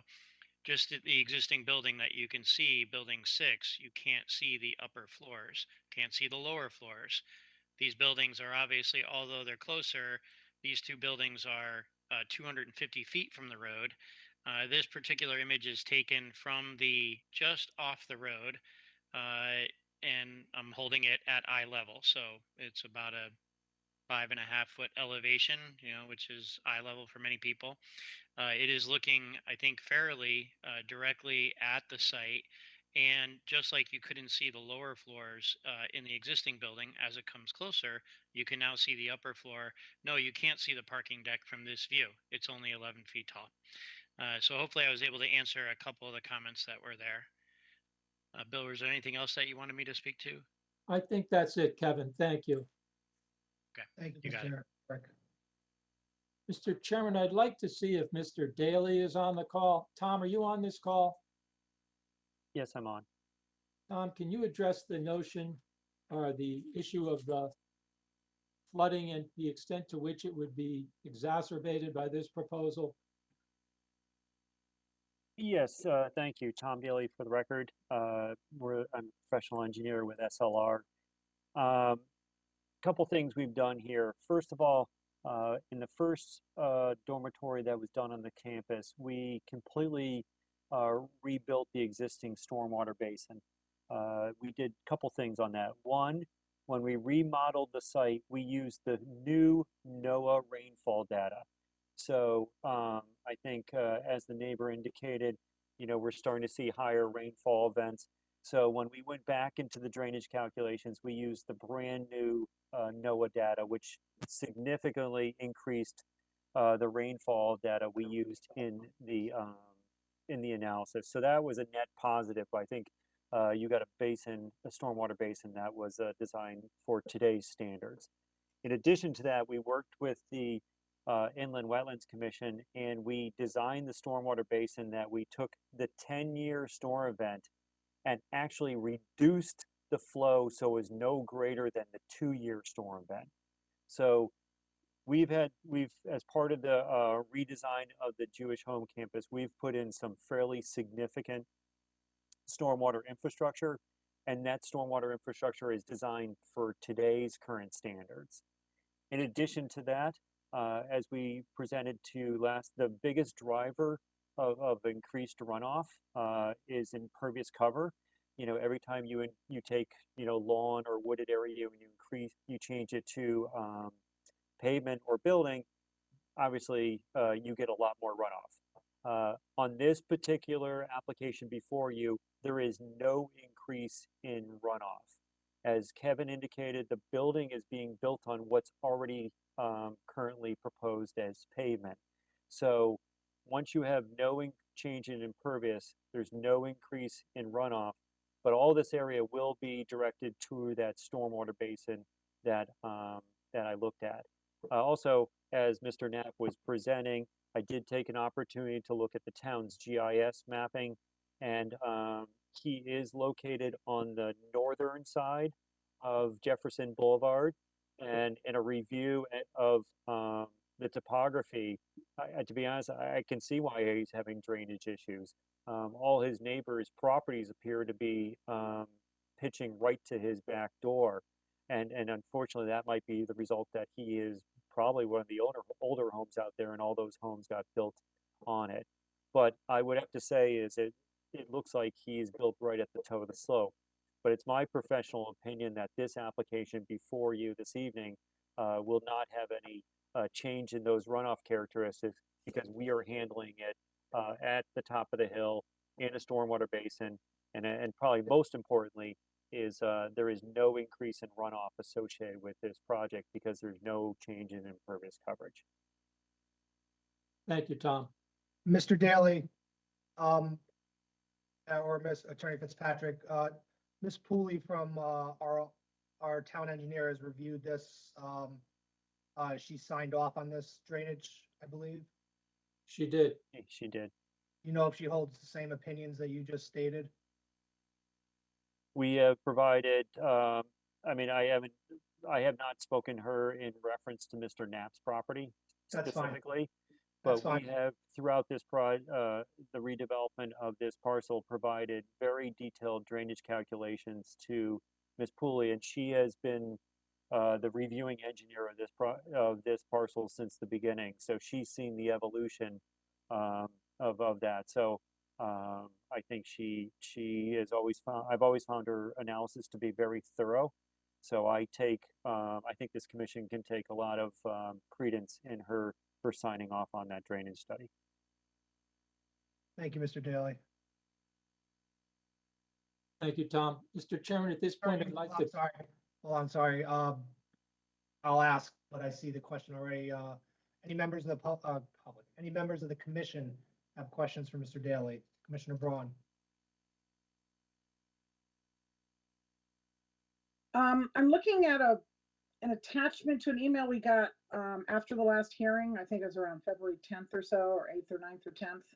And it has, I don't know if this is what you sent or somebody else compiled. It looks like it has an aerial photo with a lot of blue lines on it. And I don't know what that represents. Is that the existing sort of catch basin storm sewer drainage system and all the different directions it goes?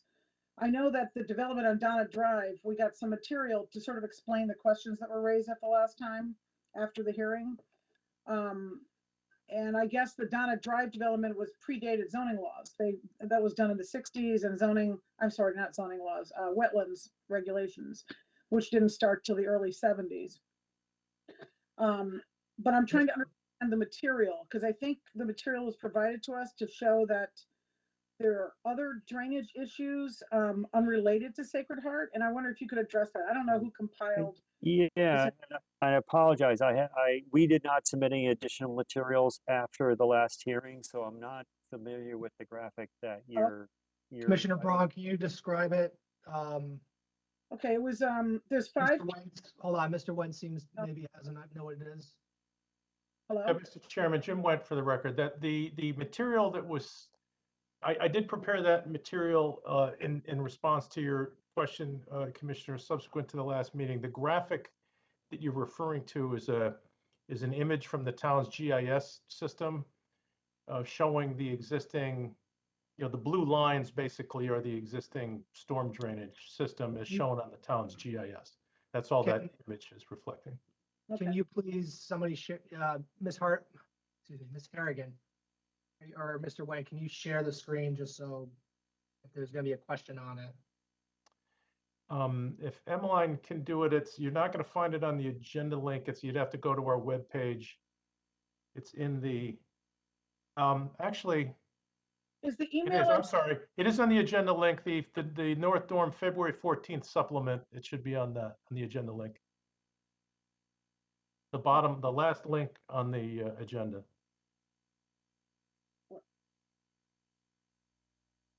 On the agenda for today? Correct. I only got this in an email dated February 9th from, okay. Correct. So but we appended it to the agenda. If you go to that, if you're looking at the photo image, is that the image you're talking about there?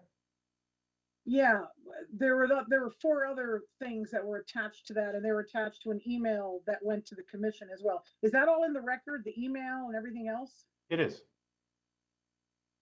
There was a question that came up at the last hearing that was referenced by a neighbor, Mr. Galucci, I want to say, that talked about a stream and a pond, and you raised the question of what happened to that.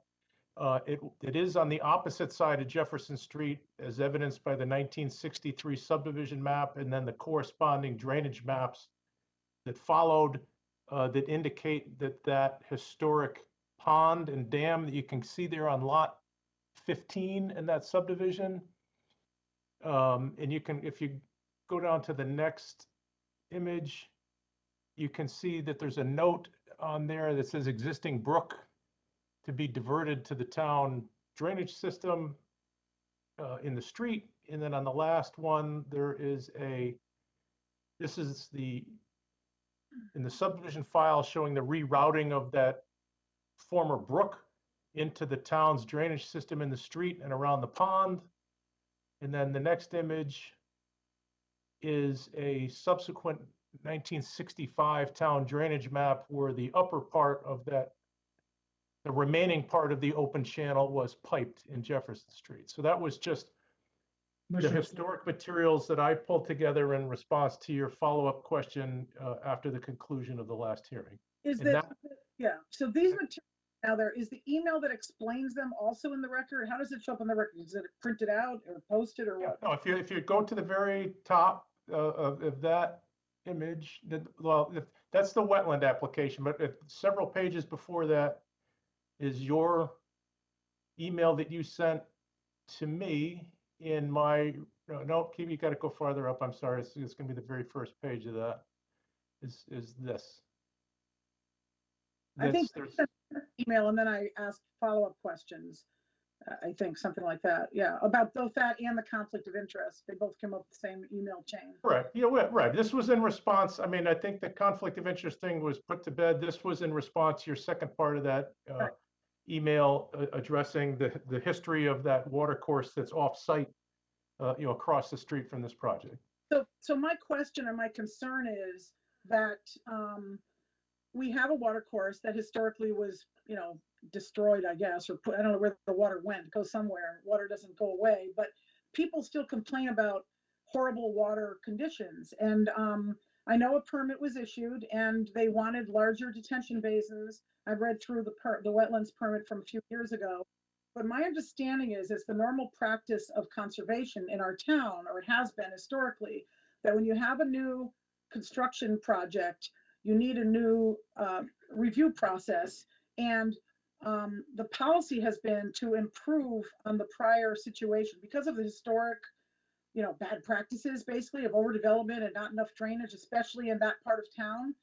So my understanding is that additional detention is usually required whenever you have new construction. And I think in this instance, I would feel a whole lot more comfortable in light of what people are complaining about with flooding and the new construction if we did have a full wetlands review and it would have been subject to a public hearing. And that we did not have a wetlands administrator on February 26th a year ago until at all. And the new director was not hired until mid-August, and that this firm that's providing this application material running the conservation department for that whole time period. Commissioner Braun. Further, that they Commissioner still Braun. are Commissioner Braun. providing advice to the conservation department on practices. So my concern is we need to err on the side of protecting our resources and Commissioner not, Braun. yeah. Do you have a question for any of the witnesses? Because at this point, what I've heard so far really is more for executive session. So if you have a question, please ask the questions. My question Mr. is- Bailey or Attorney Fitzpatrick. Is SLR in any manner still involved with the conservation department as today? Commissioner Braun, we've addressed that, I believe. at No. length. And the email is more than sufficient information. Mr. Bailey has provided that information. Our own town attorney has confirmed it. I'll let him answer it one last time, but I think it's been put to bed. Mr. Daly, are you still, and I forget the name of your company, is your company still involved with Fairfield Conservation? My understanding is the town of Fairfield has hired a full-time employee to perform those roles. And to confirm again, you or your company had no involvement with the conservation certificate for this application? Absolutely not. Bill Fitzpatrick handled all coordination. And I will remember is we That's are fine. only the drainage and erosion control. SLAM is actually the landscape architect on this. But back to the drainage concern, as Commissioner Braun said, you're absolutely right. When we came in with the original application, the town of Fairfield made us take the drain. There was already a storm drainage basin on this property. We could have easily said, that's all we're going to do. The town of Fairfield said, that's not good enough.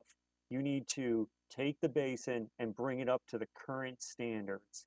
So you're absolutely right. We took a basin and we redesigned it. We made it bigger and we made it even more elaborate to meet the new rainfall standards.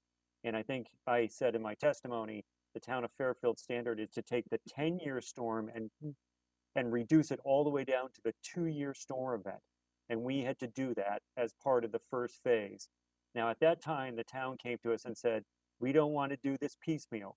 We know you're going to probably do a master plan and do additional projects on this thing.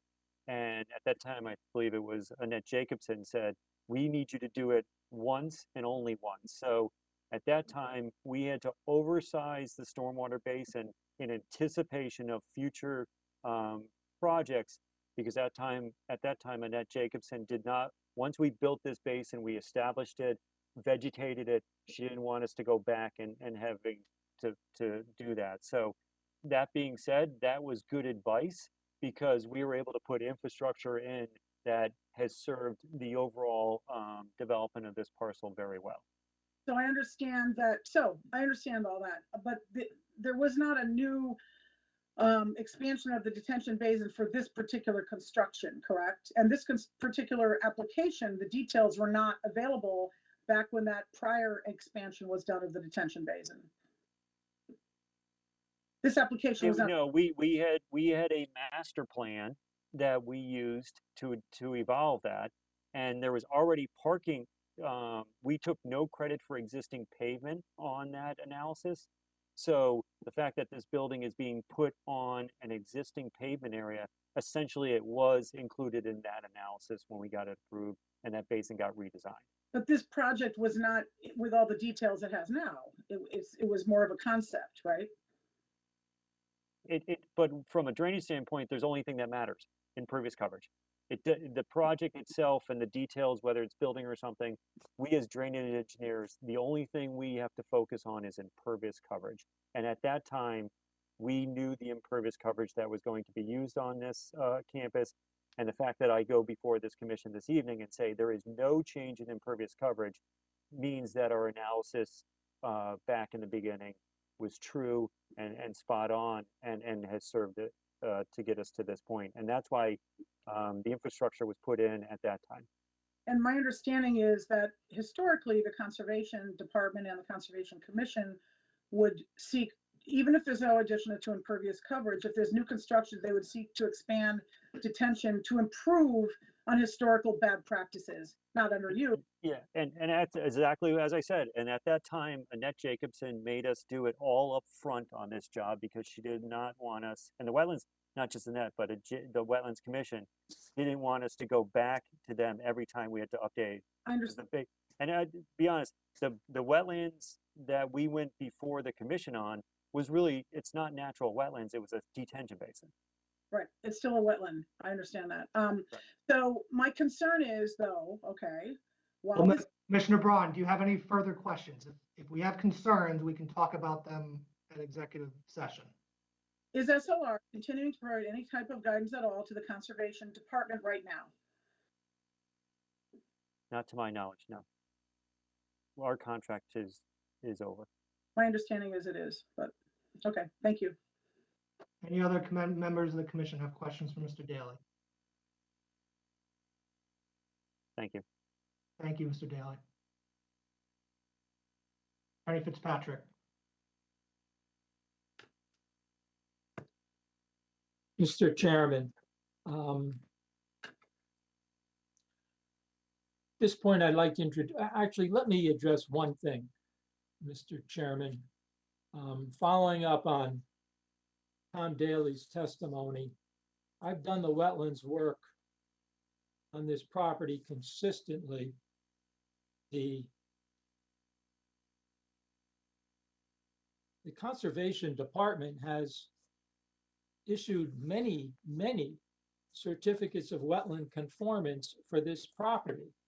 And they were in the person of Ms. Jacobson. When we did the 3 upper quad dorms, those are numbers, Bennett is 1, the twin dorms are 2 and 3, they are 4, 5, and 6. We utilized a certificate of wetlands conformance because we had already constructed the oversized detention basins. When the Bennett building was done earlier, certificate of wetlands conformance. When the parking lot and all the gates and additional pavement was put in, 2018, certificate of wetlands conformance. This is not new news. This is, the action here is fully consistent with what has taken place in the past. And I just want to point that out. At this point, I'd like to introduce Mr. Michael Galante to answer some of the traffic issues, address some of the traffic issues which have been brought to the fore here. Michael. Again, thanks, Mike Galante, Hardesty in Hanover. Just to touch on some of the comments related to Jefferson Street, some of the traffic delays and congestion that are found there today. Yes, I've been on Jefferson Street and I've seen some of the congestion, and it's based on a couple different things. One, we can't control the Merritt Parkway. And sorry to say, people, cars, and motorists get off the Merritt Parkway at exit 44 or 46. 47, depending on which direction you might be going, and they shift to Jefferson Street, eventually Old Town Road, and so on into Bridgeport. That's part of the problem. Second, the dormitory proposal is, our intention is to take some of the traffic that's related to the university off of Jefferson Street. And I know some people here don't believe that, but that's the reason why we have dormitories constructed on the campus, is to reduce the commuter or the student driving to the campus every day and going home every day. Third, in reference to the traffic signal at the West Campus, if you will, on that end of Jefferson Street itself, we are actually looking at that intersection. That's under the complete control of Connecticut DOT. And if there are some suggestions to modify that timing, we will make that suggestion directly to CONDOT. Also, that traffic signal that was referenced at the West Campus driveway, if you will, on 59 opposite Jefferson Street, those three traffic signals are coordinated and operate together, meaning the Jefferson Street, the ramps from the Merritt Parkway northbound to Jefferson Street, the driveway at Jefferson Street and the West Campus, then over to the Parkway Bridge, I guess that'd be Congress Street again, at Route 59. Those three traffic signals operate together. We've analyzed those multiple times over the years. We've been tracking it for multiple years, and we're actually looking at it right now as far as the anticipation of the arena sometime in the future, and so on with that campus itself. And again, we'll be looking at Jefferson Street separate of the dormitory application and tracking really traffic conditions on Jefferson Street. The university is trying to be good neighbors. We're not going away. We're going to be here for a long time, and we're paying attention to Jefferson Street on our own, to be honest. Thank you. Any questions for Mr. Galante? Attorney Fitzpatrick, excuse me. Thank you, Michael. Mr. Chairman, just a few points before I conclude. I just want to reiterate what Mr. Wendt said to the board commission members. You know, we submitted new material almost a week early so that it could be distributed and could be made part of the package that could be viewed online. It was available to the public. In terms, Mr. Herrick has addressed the parking deck. In terms of further screening, it's a questionable usefulness given the fact that you're working uphill, but the entirety of the area from Jefferson Street to the parking deck is regulated area, and there are two substantial detention basins in that area as mandated by conservation. Makes it very difficult to add screening. Mr. Daly has addressed Mr. Knapp's concern. Oh, I would just note in terms of the hockey game and ability to turn, the commission will recall the conditions of approval include that there be a police officer for hockey games, which will ensure that doesn't take place. We address that. Okay, at this point.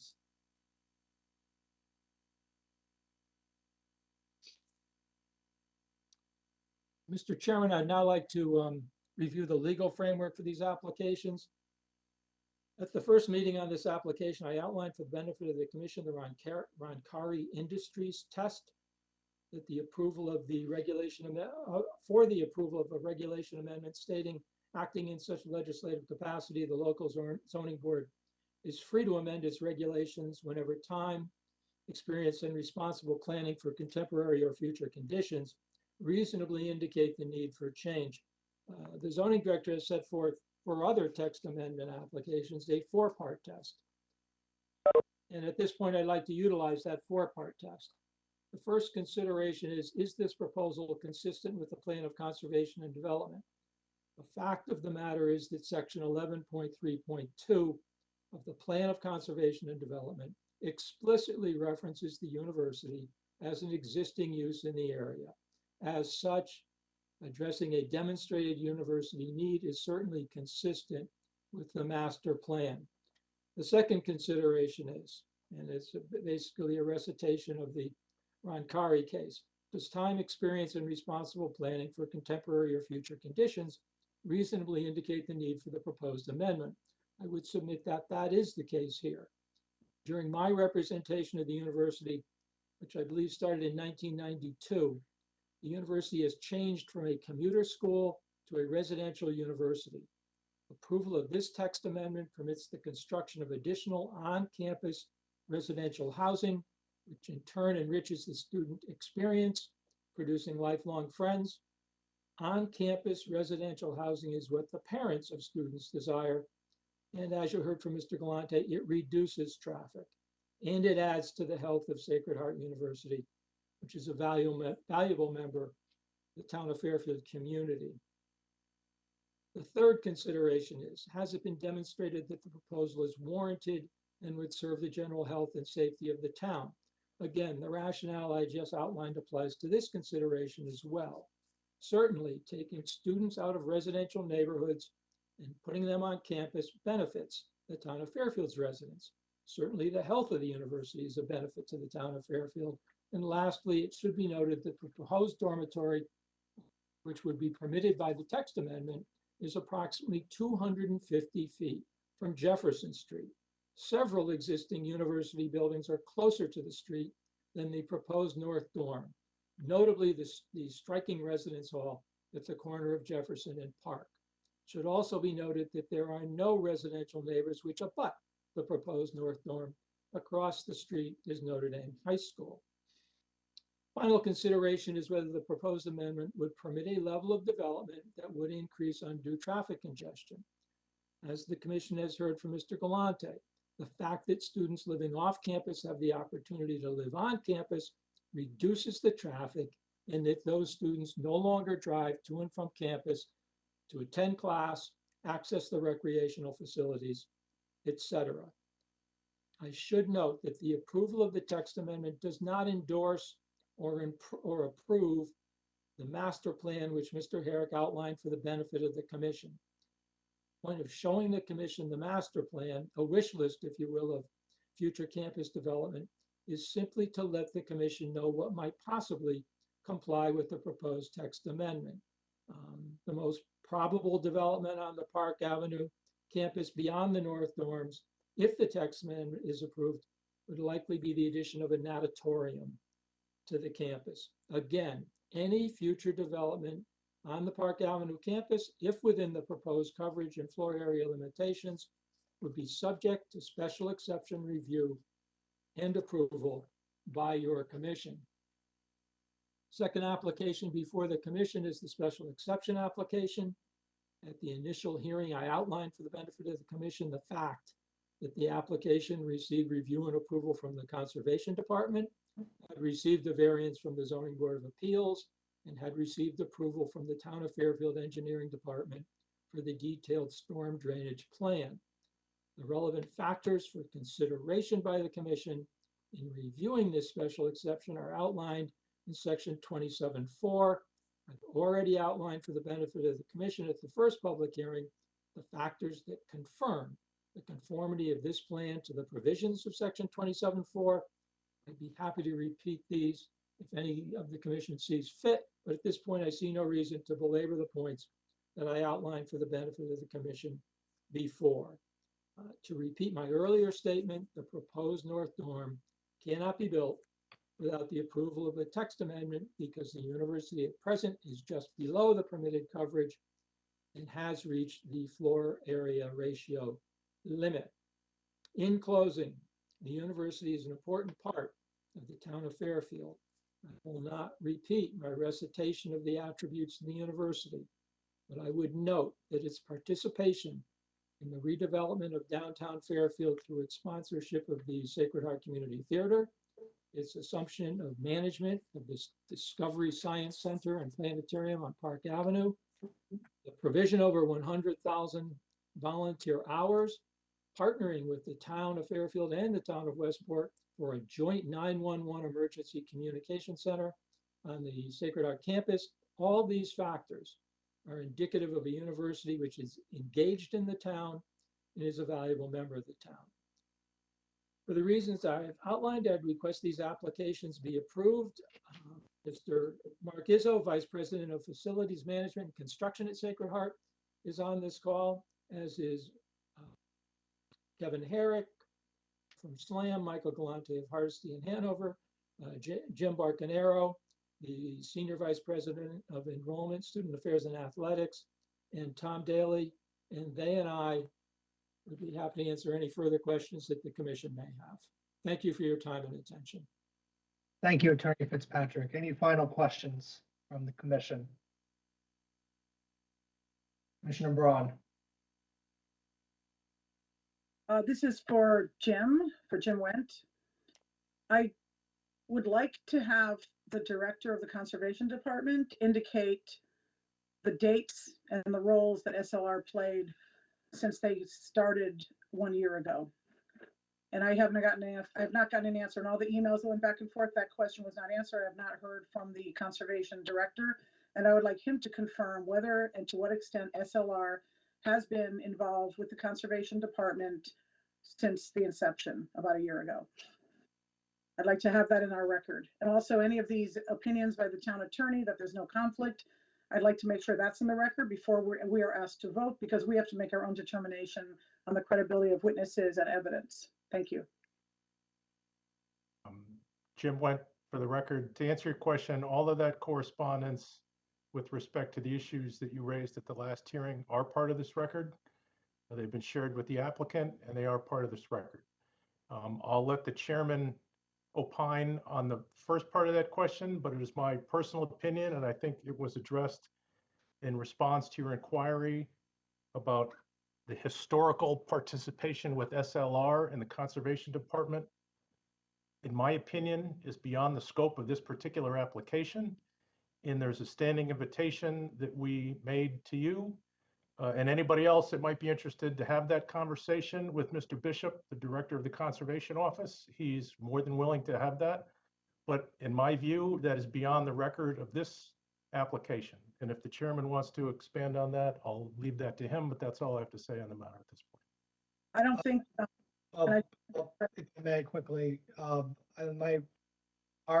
email correspondence is part of the record. I don't, you have my position on it. Did you reach out to the Conservation Department? No, I do not believe it's the role of a commissioner to go off the record and do an investigation of conflicts of interest. I believe it should be done on the record. All I'm asking. My point in saying to you to go to the Conservation Department directly is you'd be doing so not as a role as a commissioner, but as a concerned citizen. In this application, they have directly responded to the conservation's role in this application with respect to the conflict of interest and the certificate of compliance. Everything you're asking for is outside of that application, and you of course have the opportunity to talk to conservation directly as any other concerned citizen. But I think at this point, for you to go down that inquiry about SLR's role outside of this application is outside of this commission. So that's my position on the matter. I would still like to have the director answer the simple question of what I think it's concerning that somebody provides guidance to the commission and the department that they now have pending applications before. And I think we should know the exact details of that because that is part of our review. So I would simply like the Director of Conservation to answer that question. I have not gotten an answer from the Director of Conservation. And I would like that to be official so it's part of our record before we have to vote on this. Commissioner Braun, I'm not going to go, I mean, I don't want to keep repeating myself. I think I've made my position clear. I understand your position. We respectfully disagree. I don't know. I still don't understand how SLR's role in other applications affects this one. And I stand by what we said, so not sure what I can add to it. Any other members of the commission have questions, final questions for the applicant?